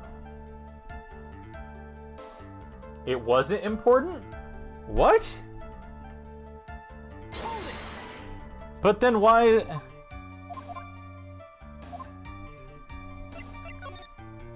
Okay, let's try it out and see what happens here. It was not important? You didn't press everything? Why he meets his clients is not important, and that wasn't the point. Witness, please stop sidestepping my questions. What do you mean by that? My question was, did you really meet Adrian Andrews in person? I have already told you, Mr. Riot. I did. It was only through talking with him face to face that I began to trust him. That's when I thought I can trust this person as a client. Did he say trust him? It's true what they say about talking face to face. Well, Mr. Wright, what was the testimony just now of any importance? It was very important? I guess. If I heard what I think I heard just now, then I think I've got him. Your Honor, I believe the testimony just now was of utmost importance. Huh? Really? If that's the case, Navivi, how in the earth was that easy? Witness, please include your statement just now in your testimony. Very well. From the moment I saw him, I thought I can trust this person as a client. Oh, it is him! Nice! Again, the case has a bad habit of doing pressing. That's crazy. I don't know how on earth I would have gotten that. Thank you. I would have had to look that up, even if I wasn't streaming. But as we all know, as we now know, that was not how it turned out, correct? What do you mean? Adrian Andrews turned out to be the client who couldn't stick to the rules, right? Well, yes, I suppose you are correct. So I would like to check one last time. Are you sure your testimony is accurate? What? But then... This is the easy part now. From the moment I saw him, I thought I can trust this person as a client. I don't... Would it be... Adrian's profile? Whoa, a professional assassin always leaves a cellular card. That's first time I've seen that there. Let's try it. Oh, it worked! That's what I was thinking. Yeah. I would like to go over this one more time. You met Adrian Andrews at a bar and took the request at the time. Yes, that is correct. And that's when you thought he was trustworthy. How many times must I repeat myself? Yes, that is correct. I'm sorry, but that is an impossible tale. What? Shelley the killer? You have never met the real Adrian Andrews. Why would you say that? Wait. Because you made one very big slip up. Oh my god, this went... Okay, I thought this was going somewhere else. About her. So what is the issue? What did you just say? What did you say just now? About her? If you have ever met Adrian Andrews in person, one look would have told you she's a woman. Oh. He does have a crash out! Oh my god! Order in the court. Mr. Wright, what is the meaning of this? This witness testified to the following. That he always meets face to face with his clients when taking their request. But he has never met Adrian Andrews in person. Yes, Your Honor. That is exactly the point. This assassin misgendering someone. SMH. True. Yeah, he could just be a filth that misgenders, you know? We never know. We never know. That means Mr. DeKiller's client could have not been Miss Adrian Andrews. What the What am I seeing right now? Mr. Edgeworth, I understand your logic on this one. However, why would the assassin make such a basic mistake? I believe it has to do with her name, Your Honor. Her name? Yes, Adrian Andrews is without a doubt a very androgynous name. Yes, I see. Unlucky for Mr. DeKiller. The entire time he was on the stand, no one had stated Adrian Andrews' gender. And so, he simply picked the wrong gender to go with. What? What is going on? What is going on? The judge has got mentioned, not me, alright? Shelley the killer! This court demands an explanation. I think somehow I must have mixed up this client with another. So does that mean you remember something different now? Yes, of course. Please, if you would allow me to testify once more. I know he's just going to spit out more lies. Very well, but this time please give us the truth, and nothing but the truth. Radio is gooing? Androgyny mention? Hell yeah. Radio buttering his... Yes, now I remember. I took that request by mail. You just said you never take requests by mail! There have been times when I took a job without having met my client. The request was for the murder of Juan Corrida and 2 or 3 other small things. What other small things? When I saw the name of at the end of my letter, I thought my client to be a man. A-Dee, why didn't you read it? You know why. So you took this job through a letter. He didn't mention anything about a letter in his earlier testimony, which means he's definitely lying. Be careful, Phoenix. If you break the assassin's testimony completely, it's over for us. I know, I can't make him suspicious, but I think we're okay. Like, we can do this. As long as he's standing there across from me, no matter how strong of a punch I throw, he'll counter it. Now then, let's begin the cross-examination. Oh my god. Cross-examination. Request taking part 2. I'm just gonna go ahead and save immediately. Yes, now I remember I took the request by mail. But didn't you just say that you always meet your clients? Yes, I suppose I did say that. However, there are some clients for whom a meeting is simply not possible. But didn't you meet your client this time? No, I did not. Oh, come now. Let's stop with that game of cat and mouse. Using your silkiest voice is not going to work on me. All right then, just cough it up and confess. Mr. Wright, you can't badger a witness with such harsh words. You're a lawyer, so behave like one and present evidence instead of mindlessly yelling. Now then, do you have any proof that Mr. DeKellar met with his client? Met with his client? No, I don't. I don't have any proof. You still have that saved from before? I do. Sorry, Your Honor. Unfortunately, I don't have any proof. I see. And your line of questioning was just another waste of time. Sadly for us, Your Honor, that is the nature of right and wrong. Right and wrong.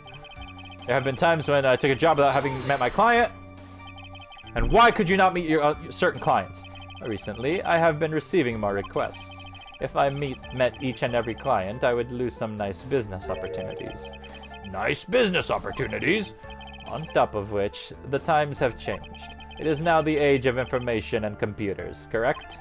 Well, I have joined the times, and now I take requests via electronic mail. Electronic mail? Do you have to mail that in a special insulated envelope? Yes, Judge. I'm very sorry. I despise the shortening of words. What I mean by electronic mail is what is commonly referred to as email. Email? In a contest of mimicry, the judge would beat a parrot hands down. Anyway, so you took this job without having met your client, and... Oppression, have you played Danganronpa? Have not. 2 or 3 other things? Yes. And what were these other things? A few other things that have nothing to do with this case. What should I do? Should I let him slide with that? No, absolutely not. It'd be really bad if I pushed his buttons the wrong way and he got mad. Oh, crap. I'll come back to this. I'll let it go for now. The killer sounds like one sharp man. I should try to find a better way to do this without making him suspicious. Let's continue with the testimony, witness, if you please. 80 factor strikes again? Why? When I saw the name at the end of the letter, I thought my client to be a man. Although I've been planning to. For me, it's 5 right now. So you're saying that you never saw your client's face? Not even once? Oh, wow, Fruto, you and me are in the same time zone. I did. Once. It was when I went to give my client the figurine. Yes, I see. Oh! But Miss Andrews was wearing a mask at the time. A mask? A mask? A nickel samurai mask, I'm guessing. Mr. Wright, what do you have to say about this? Do you have any problems with this piece of testimony?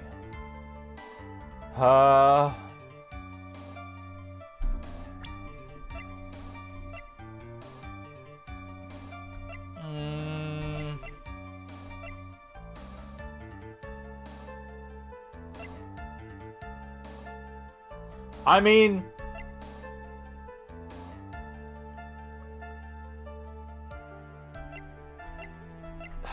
I kind of want to say there is a contradiction. One thing does sort of stick out at me, Your Honor. Witness, I think you most definitely saw your client's face. Let's recall Mr. Power's testimony. Oh? After the award ceremony, I went by myself to Matt's room. Matt was standing there in front of his room, still in nickel samurai costume. Matt gave the bellboy a tip. You received quite a large roll of cash from Mr. Ungard.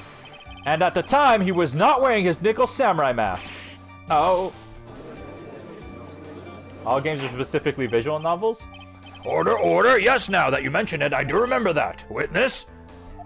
Yes, that night I did wander the floor as a bellboy. I received plenty of tips that night for carrying juice to various rooms. Why would he admit to that? Why wouldn't he just say, that wasn't me? Is that so wrong? Huh? The man who gave me that tip was not my client. He was probably just a very generous person.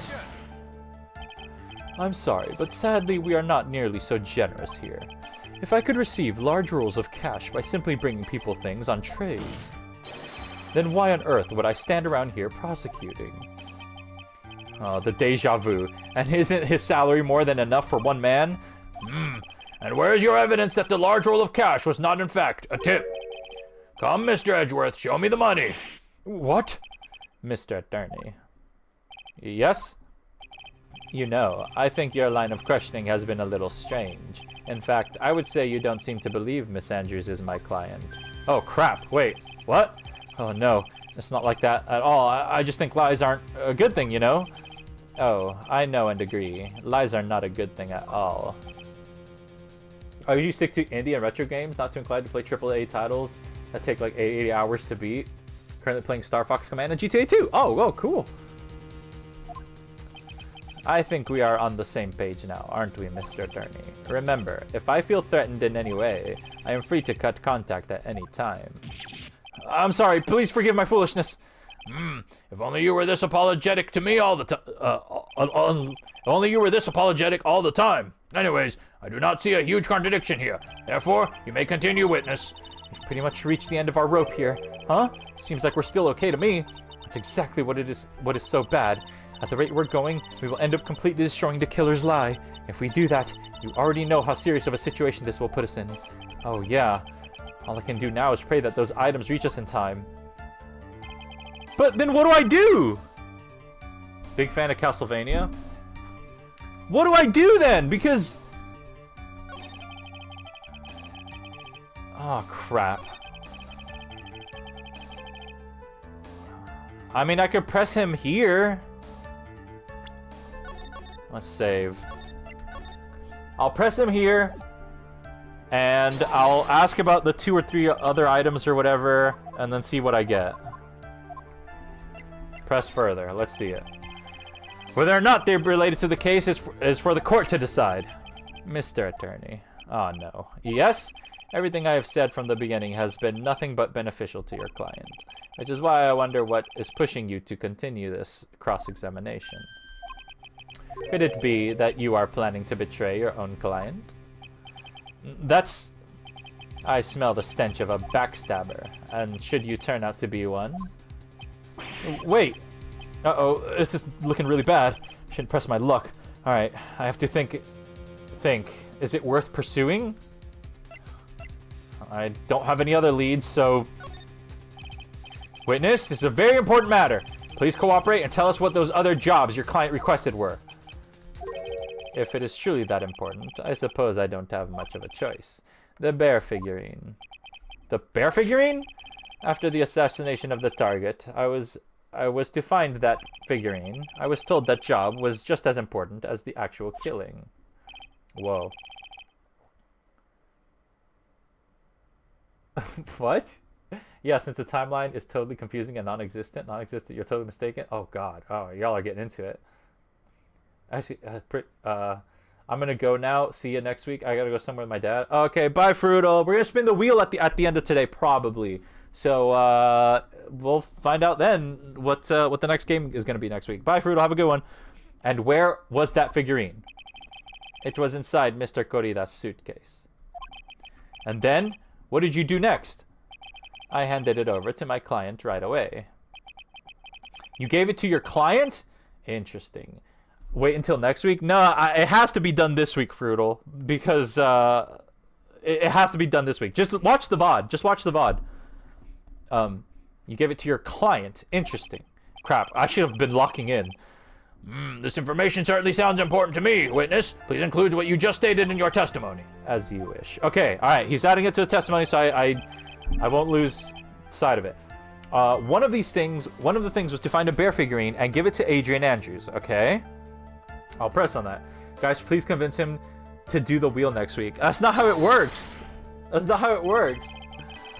I found the figurine at Mr. Ungard's mansion. If you gave it to Miss Andrews, then what was it doing there? I was waiting for her there. That was also part of the plan to frame Mr. Ungard, I'm sure. That makes a lot of sense. Well, Mr. Wright, do you have any problems with this piece of testimony? There is a contradiction, no objections. Screw it, there's a contradiction. So, the killer says he gave the figurine to Miss Andrews, but I know somewhere in that statement there has to be a contradiction. And yet, I know that if I present something trivial here, he will cut the connection on his end. If you want to make a strong point, Phoenix, you have to present strong evidence. She's right. So what now? Dr. Wright? Learn the ways of Swain, Milkman, and... okay. Think it over again? It's of no use. As long as I can't put my finger on the central problem here, pressing this witness anymore would be extremely dangerous. It appears that Mr. Wright has no problems. Well then, witness, please continue. Alright, I gotta read that again. I gotta read that again,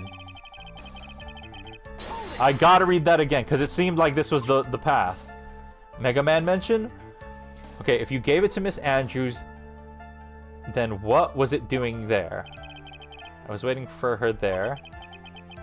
That was also part of the plan to frame Mr. Oh, wait! Wait, I know! Gave it... Wait, maybe... Do I know?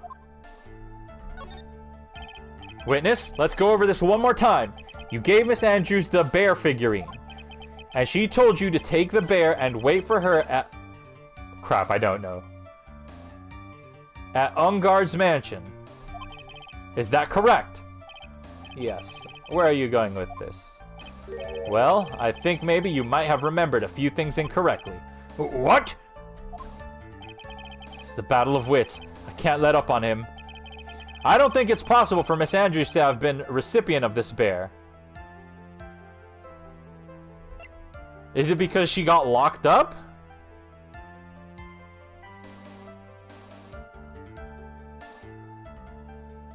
Or is it because she would have opened it and burned it?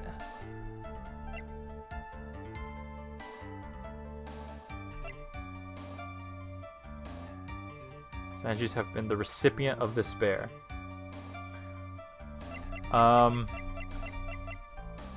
It doesn't get rid of all my health, so...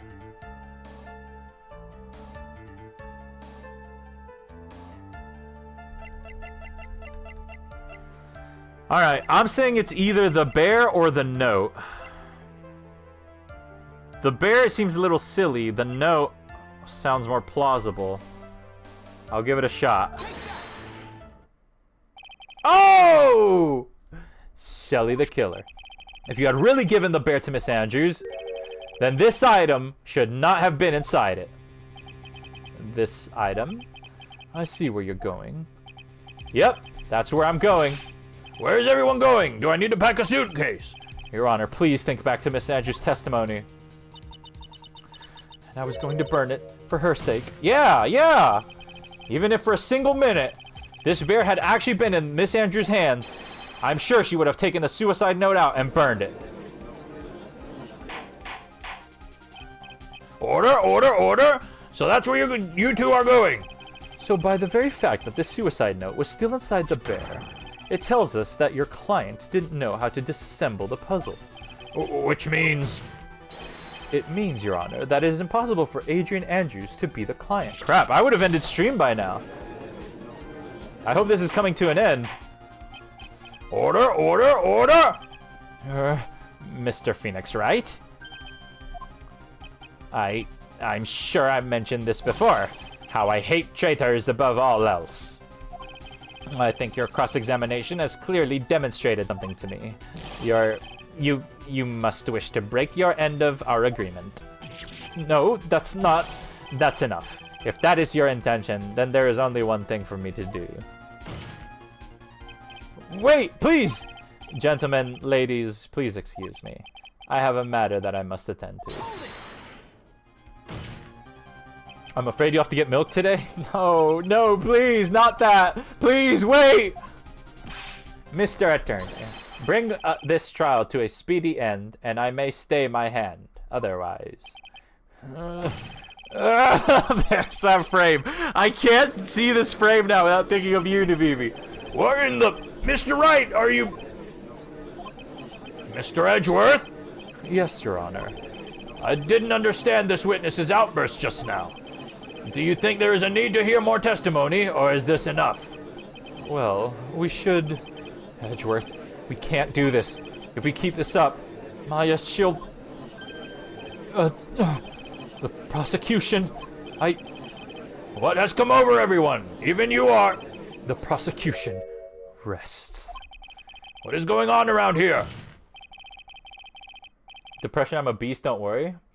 The prosecution has no further questions, Your Honor. What?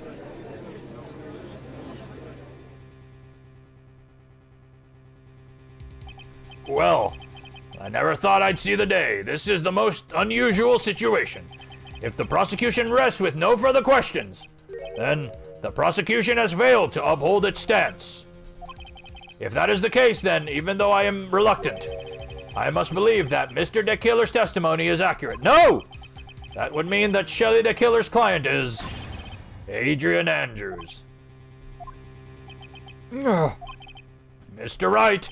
Yes, Your Honor. If the end trial is here right now, then your client Matt Ungard would be declared innocent. And in his place, Adrian Andrews would be charged with murder.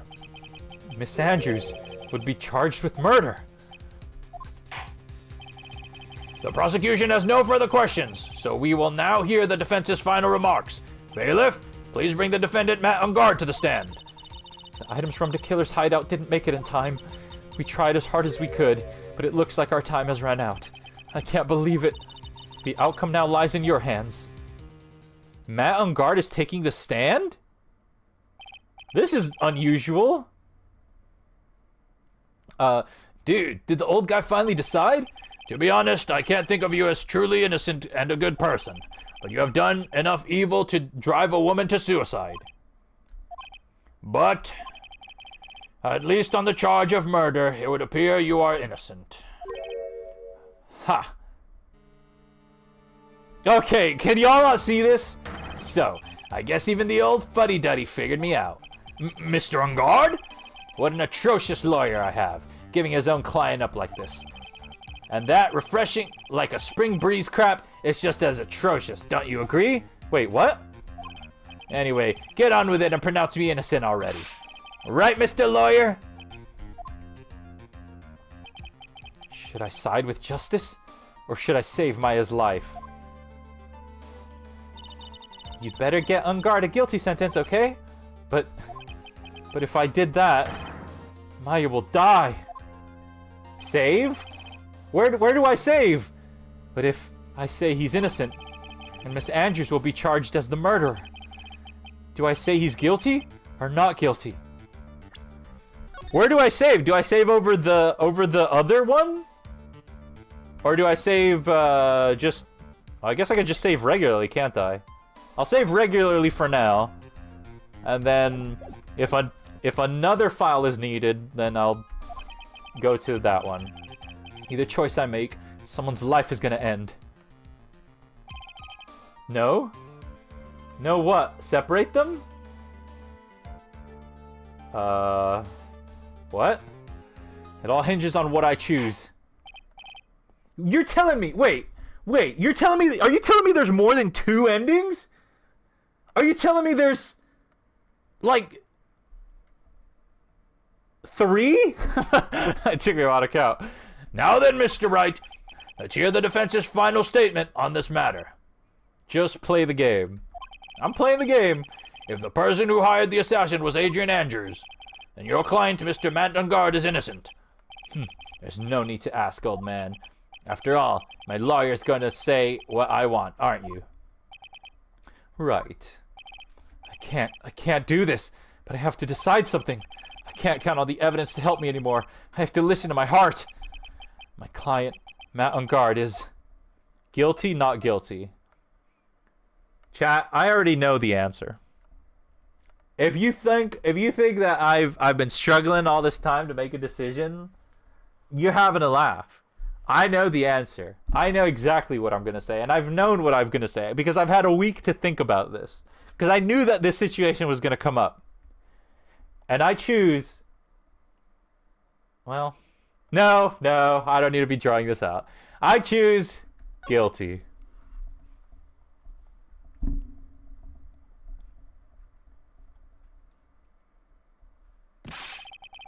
We are waiting for your answer, Mr. Wright.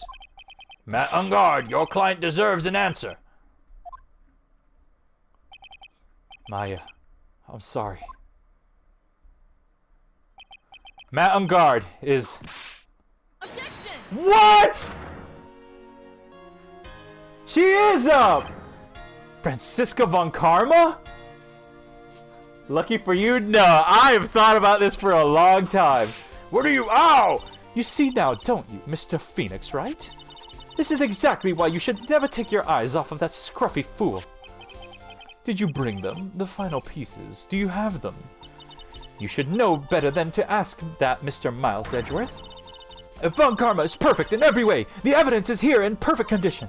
Is this why you like Von Karma? Don't worry about Scruffy. He's fine. And his injuries are minor. All of his items are inside this. Is that his coat? What a filthy old coat this is. Okay, now you gotta save. Stop telling me to save! No, I don't need to save again. No more saving. That's Gumshoes. I can spot his tattered rags anywhere. I apologize for its ugliness, but there was nothing else to wrap the items in. I fought long and hard this whole trial, all for what is inside that raggy coat.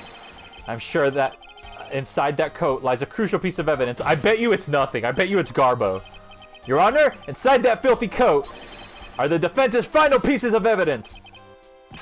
Your final evidence? No need? I thought so. Please save? No need. This trial is already over. All that remains for me is to hand down my verdict.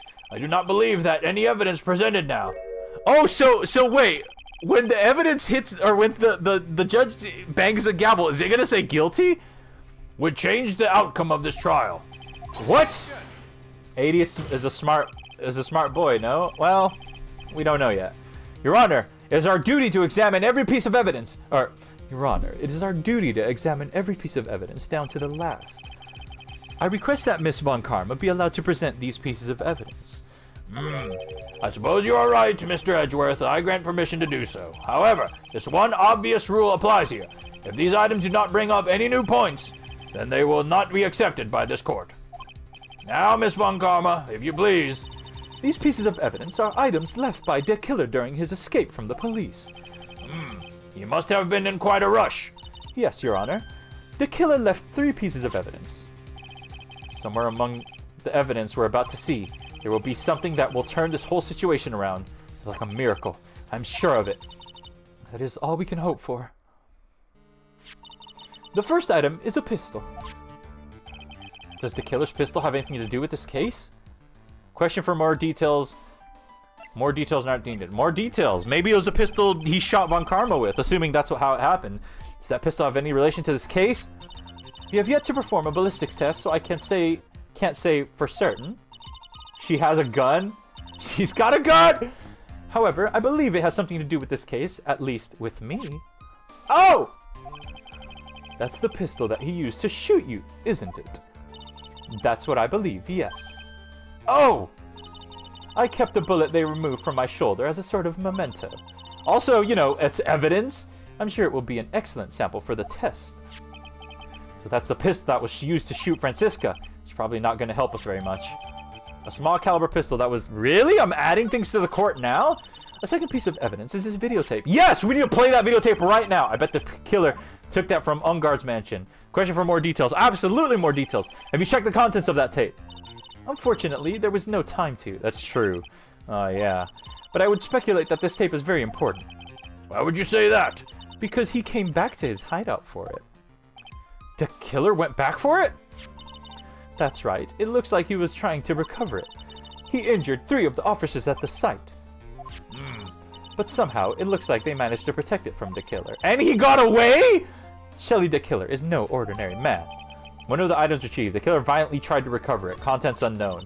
My goodness, his last piece of evidence is the bellboy's uniform!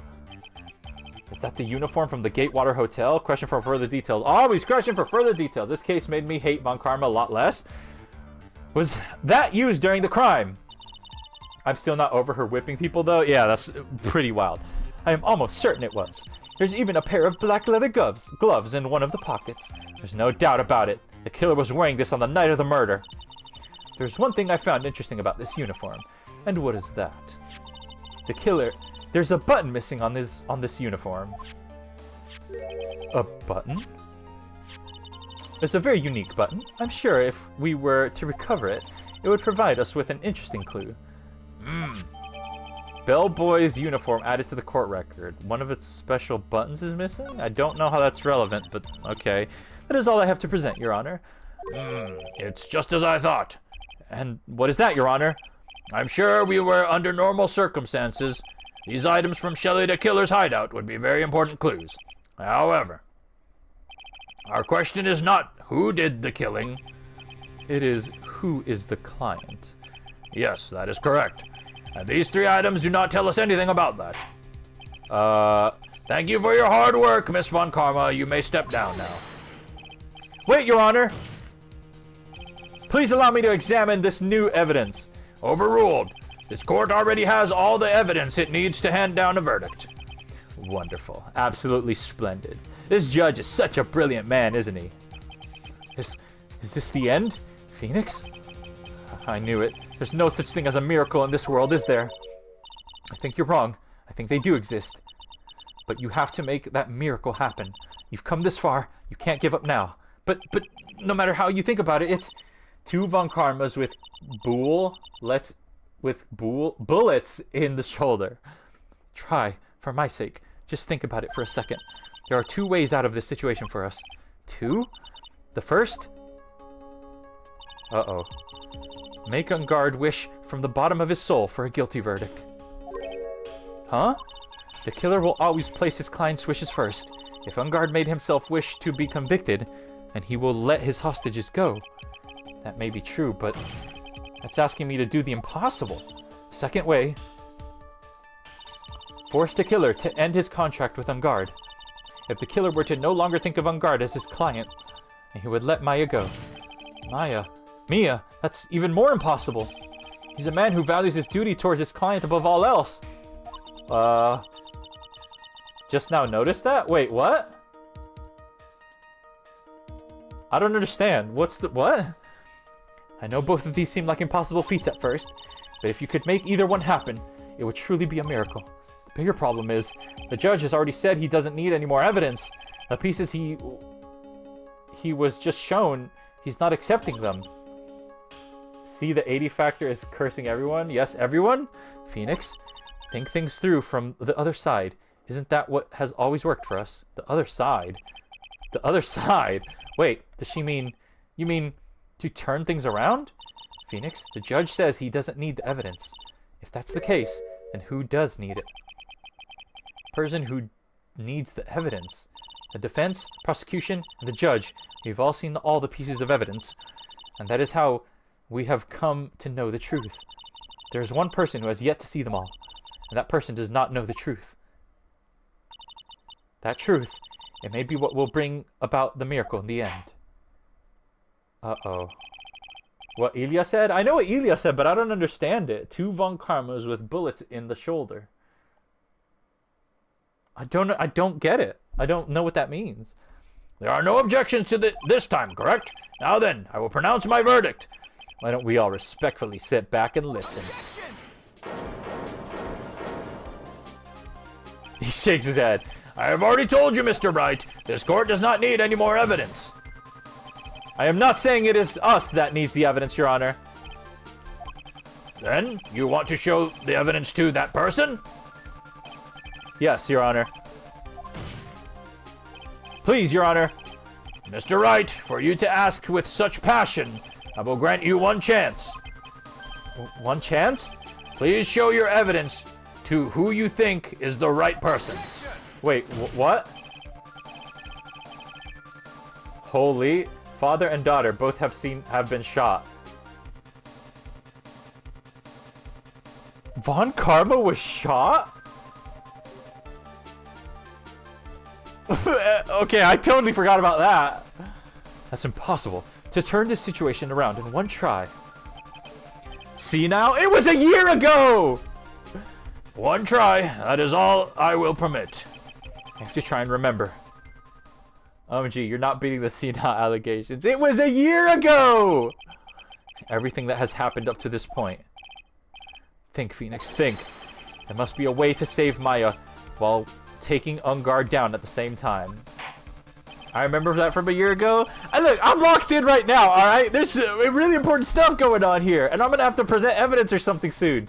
Now then, Mr. Wright, let's not waste any more time. Who would you like to show evidence to? I'm cooked. I have absolutely not the slightest idea. I didn't save. This is probably the last decision. It's over. It's over. It was a year ago, not a valid excuse. The killer? I don't know.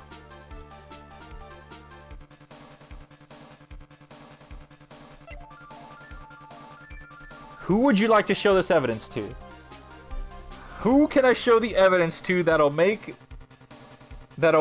it suddenly that Matt doesn't want the killer as his client anymore, or that the killer doesn't see Matt as a client anymore?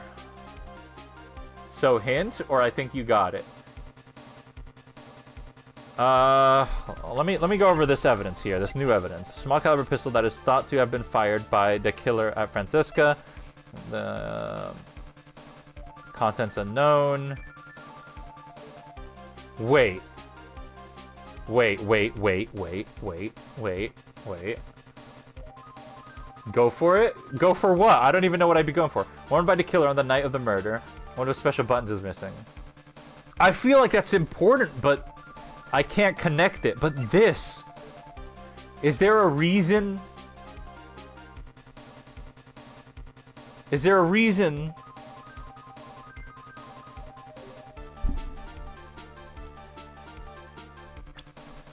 Who would you like to show evidence to?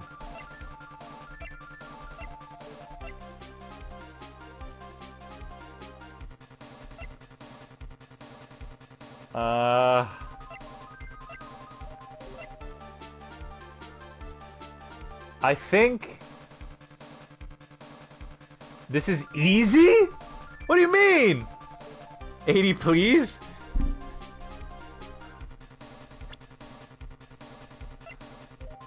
You can do this? No!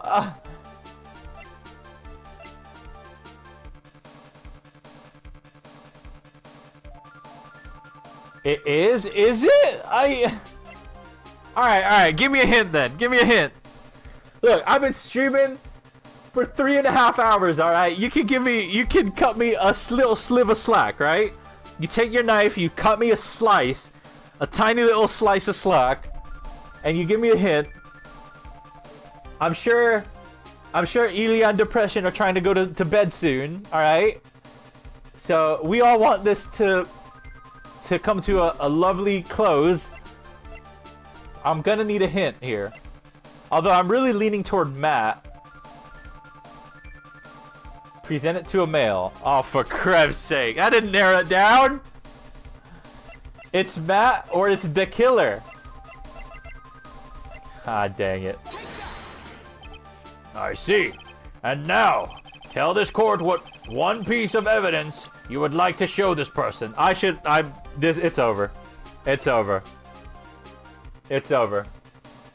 Who loves going postal? Remember what they said? Come on, remember, we gotta make Ungard want to be convicted. Are you facepalming? Did I choose wrong? Oh, for crack's sake! And how would you do that? Remember.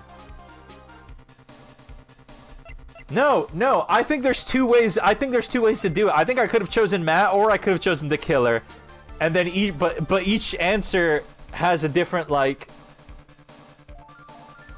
But what?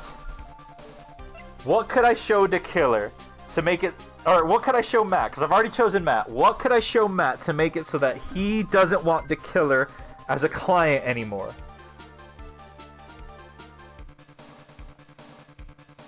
Wait, did he choose the killer? No, I chose Matt. Wait, did I choose wrong? Alright, smart guy, do it. Remember, the killer hates betrayal? Well, I mean, that would be useful if I had chosen the killer, but I didn't. I chose Matt. So...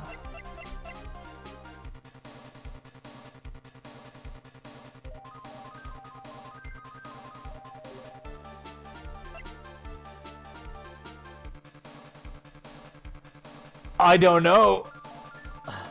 You lost? I did?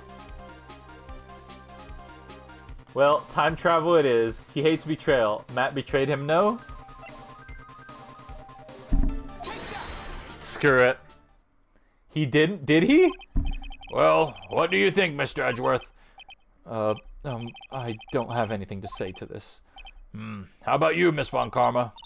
Well, I was just shot, so... I'm afraid I cannot allow the defense to continue. What? No one understands what you are talking about anymore. Wait, please, one more chance. That is enough, Mr. Wright. I will now state my verdict. This court finds the defendant, Matt Ungard. No!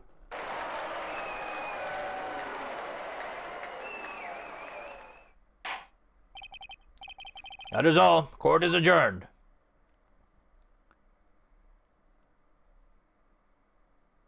What? Oh, whoa! Wait! And just like that, I ran away from the courtroom. Wait, what? And wandered the streets alone. Wait! No! Bad ending? I never saw Maya again. No! No! The killer is a man of his word, so I'm sure he released her as promised. What? I heard the verdict of Miss Andrews' trial a few days later. She was found guilty, of course.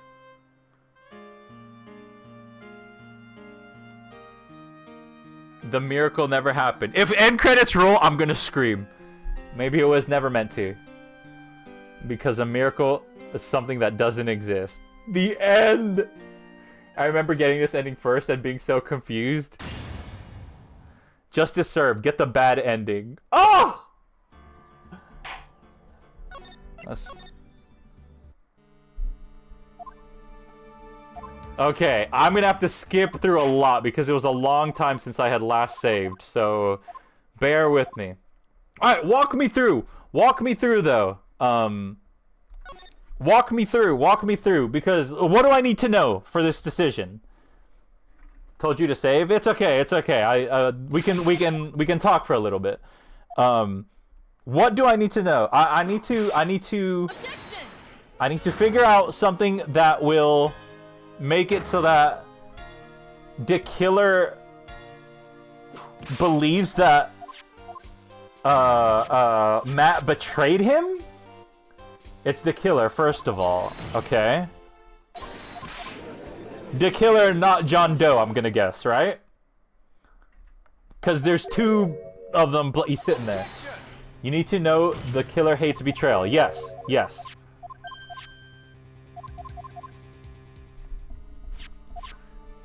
But what? More details are not needed. Let's go with more details are not needed to shorten down time. I really hope I didn't need to click on the other one. But let's see. And the betrayal is related to one of those 3 pieces of evidence. You can figure out the rest, I think. Oh, God. Let's see if I can. That's enough hints. No! The hint well is running dry! Okay. Just think about it for a second. There are two ways out of the situation. Alright, I gotta listen to what she said again. The first. But then why does she say there's two ways? Oh, whatever. Make Ungard wish from the bottom of his soul for a guilty verdict. Make Ungard wish for a guilty verdict? Oh, wait, no. That one's irrelevant, I guess. The second would be force the killer to end his contract with Ungard. No longer think of Ungard as his client, then he would let Maya go. Force him...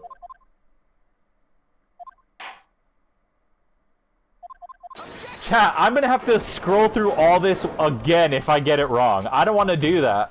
Please. Depression, I told you about the 80 factor. Come on. No, stop! Okay. What would make... It's not an easy choice, right? Who would you like to show evidence to? The killer. I see. And now, tell this court what one piece of evidence you would like to show this person.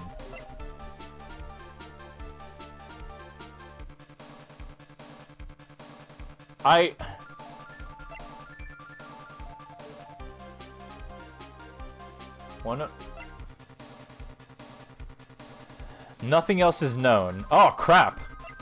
Oh, crap, I didn't... Oh, I didn't... okay, well, that's unfortunate. It didn't pop up the extra details because I skipped through it. But this one was a button that was ripped off. The videotape was, I think it had... The answer is blue. Well, that kind of gives it away, doesn't it? One of the items retrieved from the killer's... Nothing else is known. Oh, this was the Von Karma getting shot. This one was just nothing was known because we don't know what was on the tape. And this one was one of the items retrieved from the killer's hideout. Nothing else is known. Well, if the answer is blue, then it's gotta be the videotape. But I can't connect the dots in my head.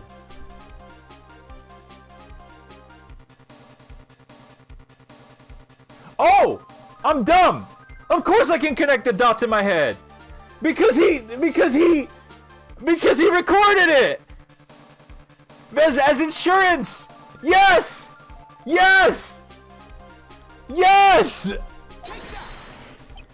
No! Yes! Yes! Well, what do you think, Mr. Wait, what?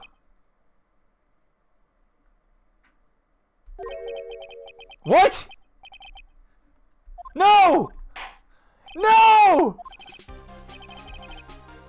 Wait, what? It looks like I managed to convince him. Wait, what? Oh! Oh, wait, I did it! I did it! I was about to skip through it! Maya, she's okay, right? Didn't I tell you to concern yourself with bringing about a speedy end to this trial? Now, if I understand correctly, you wish to show me one piece of evidence. Yes, one is all I need. I have here a videotape. It was found at your hideout. I heard you injured 3 officers in your attempt to get this back. That was most regrettable. However, it was an order from my client. I was told to protect that videotape. I thought so. I'm afraid... A-Dee, what is Italy? What? I'm afraid I seem to have failed in that regard. Do you know the contents of this tape? It was sternly told by my client to not watch it. I was sternly told by my client to not watch it, so I have absolutely no idea. Actually, you are on this tape. Me? There was a video camera hidden at the crime scene. Wait, so if I would have clicked on the bear, would that have worked too? Your actions were being recorded. What? Is that true, Mr. Wright? Who was it that planted the camera? Well, the only person who could have planted a camera at a scene of the crime would be your client, naturally. That was Adrian Andrews. Be quiet and listen, Your Honor. Damn! Yes, sir. Your client specified a place and time for you, isn't that right? Yes. That was so that they could film you. He's putting it together. I had no idea. Mr. Wright, why would my client do such a thing? I would like to know why. Why did Ungard film the crime scene? The reason why he did, that is my ticket out of this whole mess. There is only one reason why your client would secretly film the crime scene. They wanted to blackmail you, didn't trust your skills, wanted to see Juan get his. Is wanted to blackmail you. A-Dee, you're one game away from watching Objection Funk. I don't know what that is. Your client once told me something very interesting. We were talking about you, and this is what they said. By the way, I feel like it's about time I ask, what is Japanifornia? But I'm no weakling. I don't believe anyone, least of all assassins. Oh, come now, Mr. Wright. Assassins aren't above blackmail. Yes, that's where the video comes in. With that, I can keep him at bay and even blackmail him if I want. Your client didn't trust you at all. They were thinking of using a video to blackmail you. What do you have to say about that, Shelly the Killer? Oh.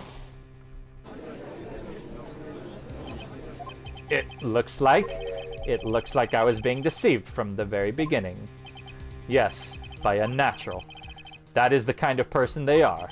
Your client is a person who only thinks as plots of how to use the people around them to protect themselves from any and all dangers that may arise. That is the true nature of your client. I have one question for the witness. Yes? You told us one thing numerous times during your testimony. You said that you detest traitors most of all.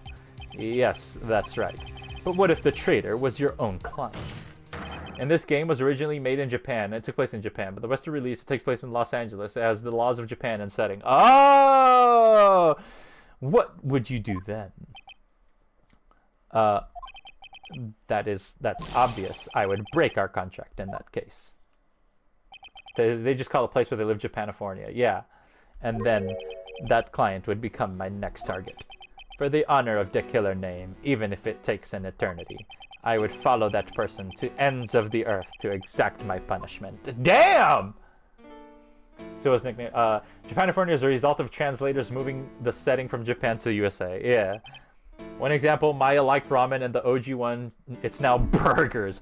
Ramen would have been just fine, though. I see. That's all I wanted to know. So the traitor becomes Dick Killer's next target. Ah, I get it. This is how we'll turn this case around. Mr. Wright. Yes? My contract with my client is over as of now. I seem to have a new job on my hands. I will now return to you your precious item. What the? I'm not an item? Wow, she... Almost 4-hour milking sesh. Yeah. Maya, I thought I'd never see you again.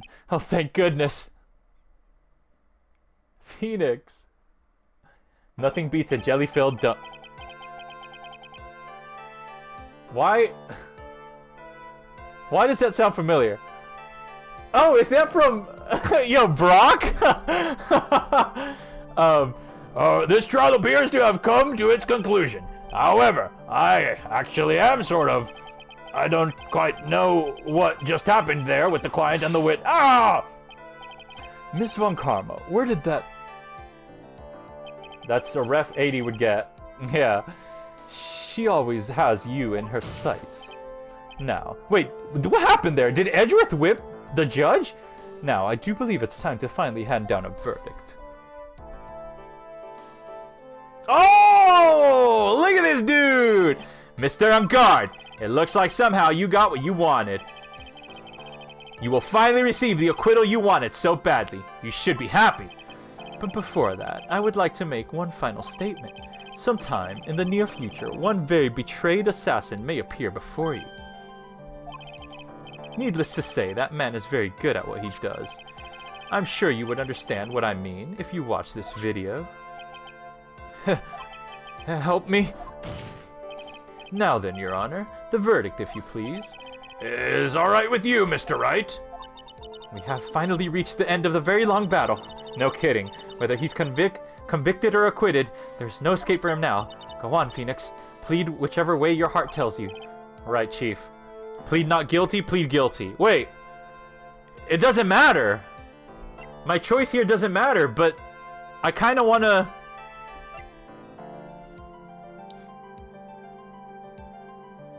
I gotta lock him up. I gotta lock this mof up. Not guilty? Why? Why? I sentence him to prison or I sentence him to death. There is a difference. Not guilty? Are you sure? Alright. Congratulations, Mr. Matt Ungard. Please make sure to savor every moment of what little time you have left. Your Honor, as always, the defense pleads not guilty. Very well. This court finds the defendant, Matt Ungard. Oh? Please, wait! What's the matter? If I get a not guilty, I'll be killed! I'm a... No! Oh God! Oh my God! Is that how the first scar happened? Jeez! As always, it looks like we have uncovered the real truth. I defended a murderer. I don't remember you helping out this much. Mr. Edgeworth, how is Matt Ungard? I have left Miss Von Karma in charge of his incarceration. I'm sure he's getting a full course meal of whipped leather right about now. Very good. That was a close one, wasn't it, witness? Yes. I plan to pay my debt to society for my own crime, Your Honor. The first time I was called to the witness stand during this trial, all I felt was despair. She must be talking about the time Edgeworth really went after her. I guess she's trying to forgive him for what he did. Judge said, yes, this witness, how should I put this? She has an illness. If you're going to say you would choose death, that is no concern to me. Better never see Adrian Andrews again? But after that, when I was alone in the detention center, it's the first time I really saw myself for who I am. And today, when the two of you used your combined strength to convict Matt, I felt like I had finally been saved. Wow, this is the first time I've seen her smile. I'm really happy that you two were in charge of this case. I really don't know how to express how I feel at this moment. This is the first time I felt comfortable with myself, with who I am. Thank you so much, everyone. Lovely, dovely. It looks like we have resolved everything at last. As for myself, there are still a few things I'm confused about, but everyone seems to be in good spirits, and that is good enough for me. That is all. This court is adjourned. We will see you in the third game, Judge. I hope, maybe. You were great out there, Phoenix. What I did out there was right, wasn't it? This is the first time you've not gotten your client off. You got them a guilty verdict this time, but you have to look past all that to what's really important. You now realize that there is something more than just getting a not guilty, right? Yes, I understand now. Justice for all, you could say. Phoenix, think back for a second. Think to the moment before Miss Von Karma arrived and the final pieces of evidence. Think about the incredible decision you had to make. Judge dies case 1, sorry. I mean, that'd be something. Now then, Mr. Wright, let's hear the defense's final statement on this matter. I can't count on evidence to help me anymore. I have to listen to my heart. Should I side with justice or should I save Maya's life? This really was our ace attorney. It was. My client, Matt Ungard, is... He is guilty, or is he not guilty? Those were your choices then. And your answer? Your answer spoke to what being a lawyer means to you. Chat is eating steak for breakfast. Fine. Maybe. Right. Edgeworth, I have good news. Maya is now safe in police custody. Hey! Really? Pearls, you're telling us the truth, right, You're telling us the truth, right, Mr. Edgeworth? Yes, she's quite safe. She is on her way here as we speak in a patrol car. Mystic Maya's safe! You did it! You really did it, Mr. Nick! Oh, she punches deceptively hard for a kid. I believed in you. I kept saying to myself, Mr. Nick will save her. Mr. Nick will save her. Thanks. What's wrong? Miss Von Karma. About earlier, thanks. Ow! Why are you still smiling? Mr. Phoenix, right? You lost. Your perfect win record has now been crushed. I had a perfect win record? And yet, you are still happy? Anything is breakfast food if you don't care enough. I don't think you'll ever understand, Miss Von Karma. How dare you? Don't worry. She may in time. After all, I was like that myself until a year ago. Edgeworth? For my own personal victories, and for guilty verdicts. Consumes a whole onion? Oh, I'm good. I used every dirty trick in the book, and so my win record remains spotless. But a man appeared and stood fast against that selfish me. I fought him in my usual manner and tasted my first defeat. Damn. I felt like I had lost everything because of that. Depression, you ate onion-san? And then... Ooh, I remember that! It was my turn to sit in the defendant's chair. And I was saved by that person I called my enemy. I couldn't forgive myself for all that had happened, so I left the prosecutor's office. Edgeworth lore? And I left that note. Prosecutor Miles Edgeworth chooses death. As well you should have. A prosecutor who has shamed himself with defeat should crawl into a hole and die. But that was not what happened. After I left the prosecutor's office, I finally came to realize something. And it was in that moment of clarity that everything began to change. What a foolish nonsense. We prosecutors use anything we can to attack the defendant. But every time we did so... Objection! What? No matter how desperate the situation, instead of giving up on most people, that man would hold strong with his undying faith. And then before I knew it, I began to trust in that man as well. What? You trusted your enemy? It doesn't matter how many underhanded tricks a person uses. The truth will always find a way to make itself known. The only thing we can do is to fight with the knowledge we hold and everything we have. Erasing the paradoxes one by one. It's never easy. We claw and scratch for every inch. But we will always eventually reach that one single truth. This, I promise you. Von Karma seems to have forgotten the case 3 of this game. The truth? Yes, that's the reason why the prosecutors and the defense attorneys exist. But I'm sure you knew that already, didn't you, right? That's why you couldn't forgive me. This man who went into hiding, isn't that right? This man who only had his sights set on victory, who ran away into the night. Is Mr. Edgeworth right, Mr. Nick? You see how case 5 is never mentioned? You really let me down. When you disappeared, I felt betrayed. The reason I decided to become a lawyer to begin with was because I believed in the things you said to me. All those years ago. Child Edgeworth, and you betrayed your own words. That's why, 1 year ago, I made up my mind. They should just make out like, oh my gosh. Patience. I decided that Miles Edgeworth I knew had died. At least, that's what I told myself. You pathetic fool! Miss Von Karma, I don't want to hear the wretched whimpering of a disgraced loser. A Von Karma is someone who is destined to be perfect. Miles Edgeworth, you are no longer worthy. You are no longer worthy of being a Von Karma, and neither am I. It's over. It's all over. Francisca threw something on the ground just now. This is an electromagnetic receiver. A-Dee said what? What'd I say? I didn't say nothing, did I? Kid had gray hair? Isn't that the thing that she used to track Detective Gumshoe? I'll return this to the precinct later. Glad she added, and neither am I. There's something else. Oh! Her whip? Isn't that Miss Von Karma's whip? I'll never set foot in another courtroom again. I'm sure that's what she's saying by this action. What? You should keep this right.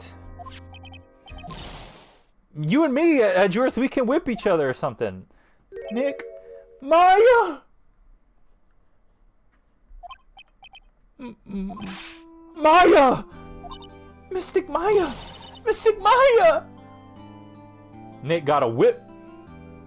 Aww. No! I was gonna check the chat away so y'all can take a screenshot. Oh no! I was not quick enough. Oh, Nick, I knew you would come through.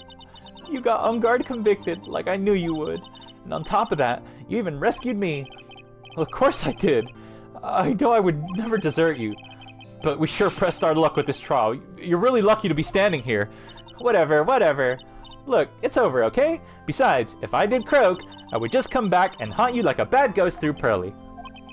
Is it really that easy to do something like that? Thanks a lot, Nick. Don't mention it. Maya. Oh, Mr. Edgeworth. I'm relieved you're alright. Aww.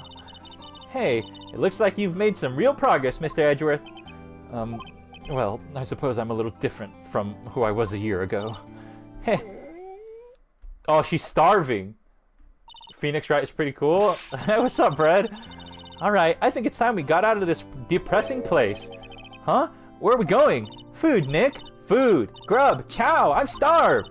I'm so hungry. Even you look like a nice juicy burger on a bun to me. Even you look like ramen to me, Nick. You think I look like a burger? I'm prime rib at least. Come with us, Mr. Edgeworth, please. Oh, let's eat with Edgeworth? If you insist. Alright, so how about we hit up our usual burger joint? I play the trilogy on the Peak console? Oh, hell yeah! Don't be silly. Don't be silly, Nick. Huh? This case messed up that awesome evening and got in the way of my gourmet food. So I've decided that we have to make it up by having another feast. Another feast? Come on, Nick. Food! Oh, we gotta go back here. No. Wait, no. No. Please. Hey, pal. Sorry to keep you guys waiting. Gumshoe, you're alright? Yeah, but I'm really embarrassed. I didn't think I would hit a telephone pole of all things. No, baby, don't. A telephone pole? And that was in a red light. It wasn't a red light that got him? You did it again, city boy. I felt like my dear old heart was gonna give out on me, and I ain't joking. Yeah, it was more exciting than the very last episode of The Steel Samurai. Thanks. Now, looky here, Mr. Snooty Prosecutor. Don't you reckon you bully Mr. Right too hard? If you don't start being a lot nicer to him, he might just kick it. Tonight, even. I'll keep that in mind. Well, come on now. Everyone's gathered round. Y'all are gonna get your picture taken by a very genuine professional photographer. The actual 3DS's Peak? It is! Holy crap, I never got to play the 3DS. Susie! You're back! Looks like Lotta bought herself a new camera. Well, pal, at least we can put this messy case behind us now.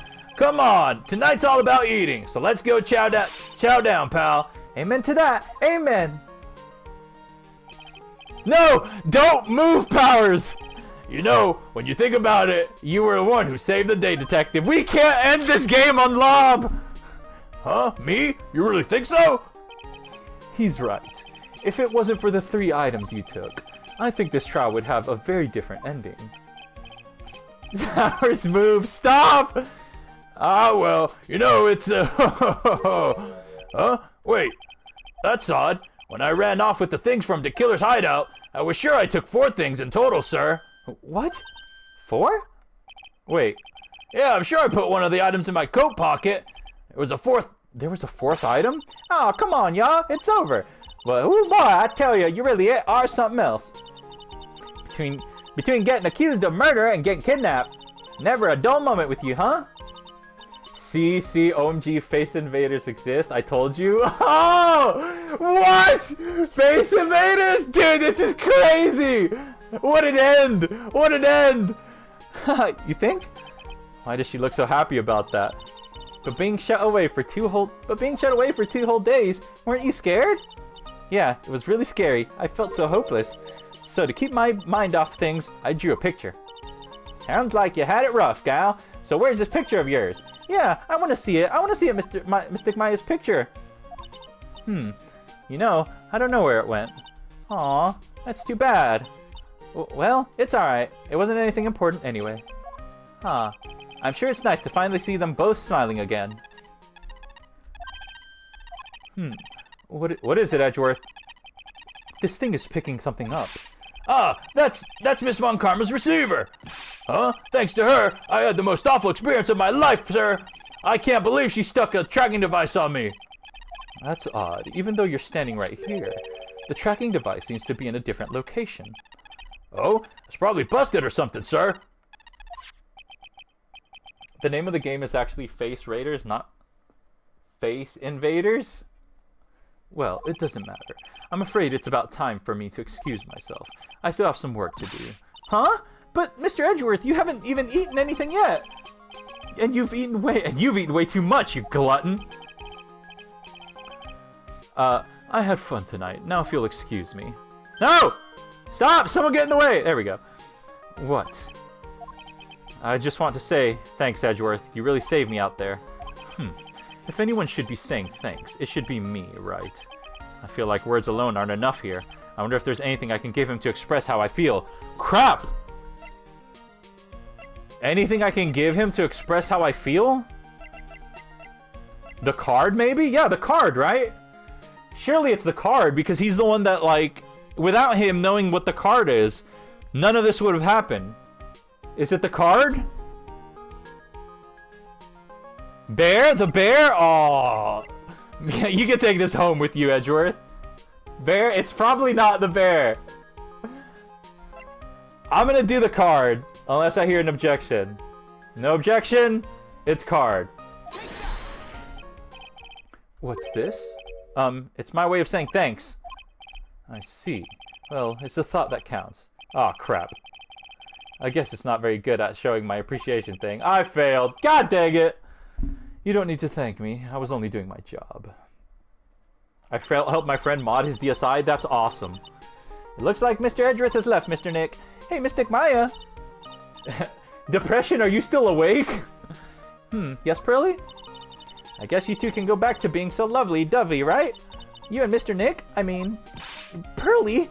Why would you cut it? Would you cut it out already? You're so embarrassing. You're embarrassing me. Anyway, who's paying for this lovely dinner party? As if you need to ask. Everyone say thank you to Nick. Huh? Yeah, I'm kinda at the point where I can't even buy instant noodles, pal. So I kinda already put your name on the bill. Huh? Huh? Barely? Yeah, I got me a situation just like that myself. There's this camera shop in this hotel, see? And I just bought myself this good old beauty here. It better be worth anyhow for 3K. Huh? Huh? Huh? Actually, I reckon you bought it for me since it's on your tab and all. What? Gumshoe move? No! Isn't this great, Mr. Nick? Yeah, Nick. I can't believe this ends here. I can't believe this game is gonna end at the lobster. Why do I suddenly feel like screaming? Aw. You don't need to hold back now, you hear? Yeah, pal. Time to get it all out. This is going to be the first time I hear the real you. Come on. It's been a while since I heard you say it. I've been busy being hostage and all. Alright then, if you say so. I can't believe this ended on lobster. I can't believe it. Oh my god. Holy crap, with nearly 4-hour-long stream. You really came through for me, Nick. I had to hide that letter, but I knew you'd find it. I really feel like I've been living on the edge lately. I mean, I've escaped death 3 times now. Pretty cool, huh? I feel like a pro. Yeah, 3 times. That's crazy. I need to see that lobster. The bankruptcy ending. Absolute cinema. Holy crap, what a game. What a game. I want lobster so bad. New BB, calm down. Pearls, no, get away from that. I'm so happy that you could save Mystic Maya. I'm so happy for you for the two of you. Speaking of which, I think this hotel is a popular place for honeymooners. So I sort of made a reservation for the 2 of you, just in case. No! What? Second game? That is the end of the second game! Which Phoenix Wright game was this? This is the second one. Oh, yeah. I guess they were answering that. Well, pal, it looks like I'm back on the force again. He's back? Mr. Edgeworth had a long talk with the chief, and he got me reinstated. Yeah, he's got to be in the 3rd game. I heard things like, letting that one go is bad for all of society. I knew it. Crashing headlong into everything is the only way to live, pal. A-Dee, please, I need to see the 3rd game prosecutor. Vivi, 1 year from now. Maybe, depending on the wheel. We'll see. Oh. I'm Maggie Bird. I'm retiring this uniform. I'm going to be the waitress from now. I'm going to be a waitress from now on, and bring smiles and joy to the people who come by the restaurant, sir. I hope you'll stop by sometime, Mr. Nick, Mr. Wright.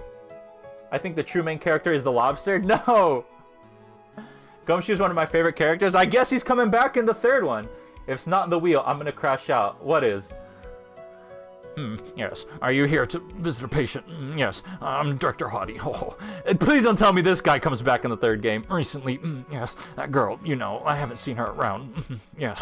But I remember if I even laid so much as an eye on her, I would go crack. If I didn't matter, I got whipped, though. Yes. This guy. Real Callum? Foreshadowing? Will you spin the wheel to stream? Yes, I'm gonna spin the wheel as soon as this game ends and I rate it. Dr. Hottie is freaky? Ain't wrong. Oh! It's time to begin our quest of world circus domination, and to let the world know we are serious. I plan to make a fabulous fight to Zimbabwe. Hey Max, what do you think about Zimbabwe is like? Do you think there are castles made of cake and bunnies and who can talk?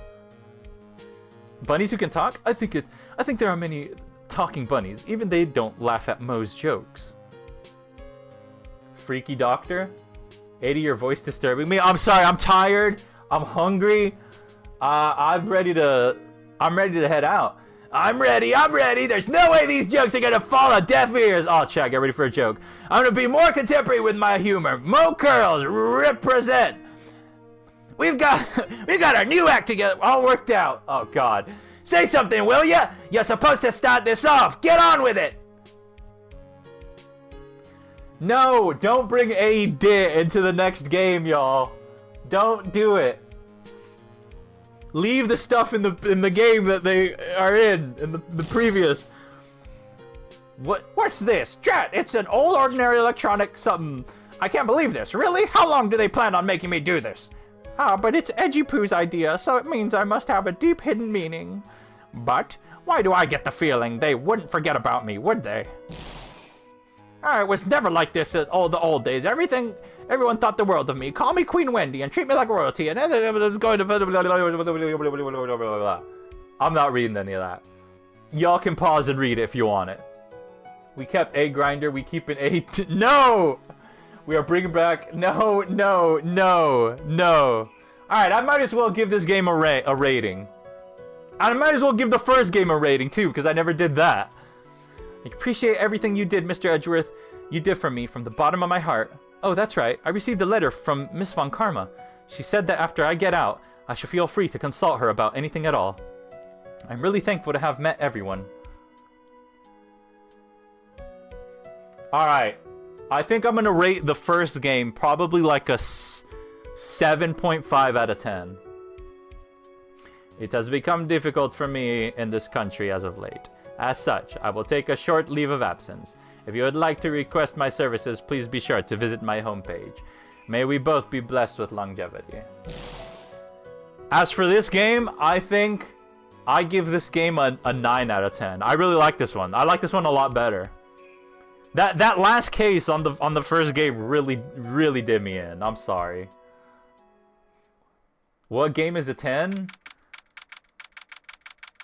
We'll get back to that. Wait, what is this not over? What is this? Where are you going, Francisca? How did you know I was here? With this. That's... I heard you were planting things on a certain person. Things like tracking devices in his coat, for example. That's just like you. I only planted it there because he was always wearing it. This filthy, drab coat of his. I don't know how it ended up in my luggage. It's going in the trash, I promise you that. Oh, that's right. Speaking of that man, he told me something very interesting. Wait, this isn't over? When I ran off with the things from Dick Hiller's hideout, I was sure I took 4 things in total, sir. 4 things? It seems you put the last one in his coat pocket. He put it in here? It doesn't matter anymore.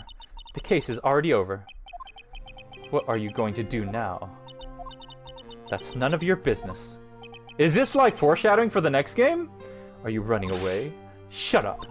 You don't understand a thing. You can't possibly understand what it means to be Manfred von Karma's daughter. Francesca. So many expectations from everyone around me. Expectations I must fulfill. I'm expected to win no matter what. And failure? Such a thing is not an option for me. My father was a genius. There's no doubt about that. But me? I'm no genius. I've always known that. But I had to be one. I had to. You may not be a genius like your father, but you are a prosecutor. You have been, and always will be. No, I'm not. I'm not anymore. I've even thrown away my whip away. Right. You were supposed to give me the whip. Ah! You haven't changed a bit. You've always left me alone and walked ahead without me. Miles Edgeworth. I've always hated you. Damn. I love you, friend. Quit yapping. And then finally, my chance to take my revenge on you arrived. Oh, come on. If I could win against that man, if I could make Phoenix Wright bow down in defeat, then this girl you left behind would have risen higher than you. That was supposed to be my revenge. I see. You know, I can't do it. I can't change who I am. I can't throw away everything I've been until today. I believe you can. Just like how Adrian Andrews did. Adrian Andrews? You were going to use her during the trial, right? But you were dependent on your father by using his tactics. Isn't that right? Today, you chased after me, after I had left you behind all these years. And that's why you were standing here now, side by side. But I have no intention of stopping. If you say you are going to quit your walk down the prosecutor's path, then this is where we part ways, Francesca von Karma.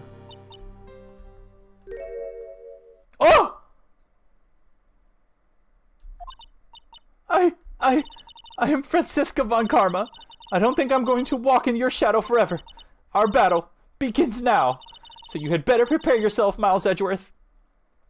Wow, I did not think I'd see her cry. Hear me out, guys? Oh, okay. Alright, y'all. This game's gotta be over now. Phoenix Wright. One day, someday, I'm sure we'll meet again in battle. Is Francesca gonna be in the next game? Until then, this last piece of evidence that never made it to you. I'll take good care of this fourth piece. Can we do Roblox today? No, Lamau. So I can give it to you when the last we meet again. Wait, what? I will only hear you out on third game. I hope she's in the next game. Was that it? Oh, oh, that's what Maya drew. Okay. I think Fruto was mad because we didn't play Roblox. Yeah, that's definitely not happening now. I'm sorry. Oh, farewell, my turnabout. Hey! Alright, that's the end of the second game. Holy crap. What a game. What a everything. I can't believe it. After all that. Oh my god. Alright. Spinning the wheel time. No. Spinning the wheel time. Alright. Farewell, my turnabout. Okay, it is time to spin the wheel, chat. Finally. It is that time. That might be a little too loud. There we go. That's about right. Okay. Don't dox me. Don't dox me. Don't dox me. Get rid of that. Get rid of this. Alright, so I will be choosing the game for next stream. Right now. A-Dee, I'm not waiting a year to see my goat. Okay, first we have... I'm sorry. It's Resident Evil. Someone somewhere out there wants me to play Resident Evil. It's on the list. Next up, we got the no existence of you and me. After that, we have none other than Silk Song Hollow Knight Silk Song. Yes, it's on the list. Effing Bones cursed us all. Assassin's Creed? You're mad. The first one, Depression. We have Subnautica. I hope I'm spelling that right. That looks wrong. Subnautica. And finally, the final game.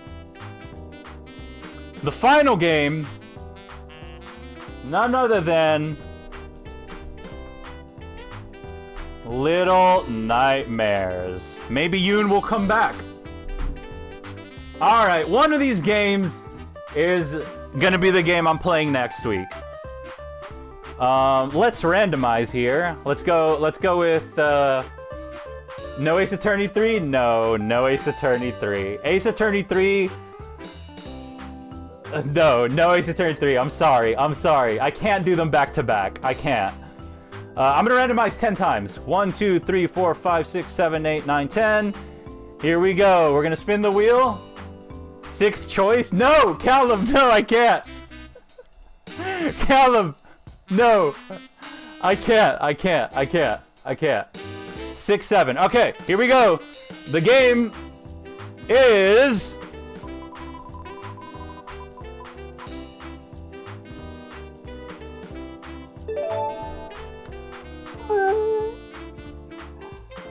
that's literally the only one I didn't want.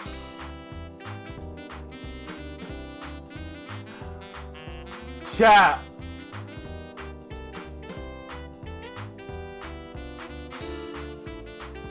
Chat.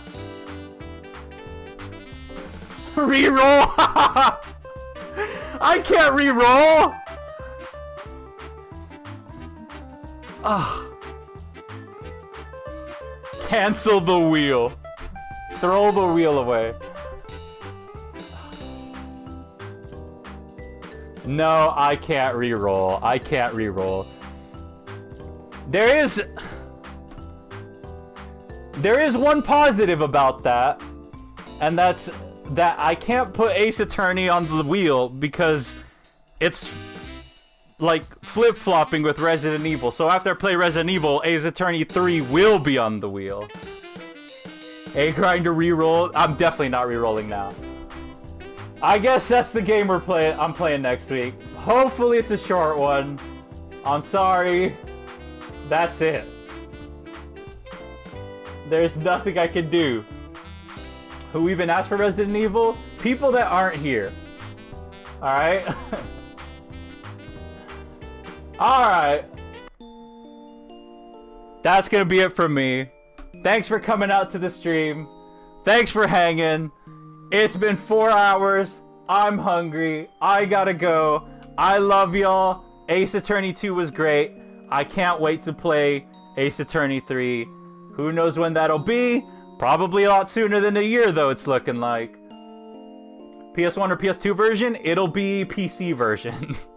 But the remastered PC version. So, yeah. Wait. Which RE game? Resident Evil 1. It'll be 1.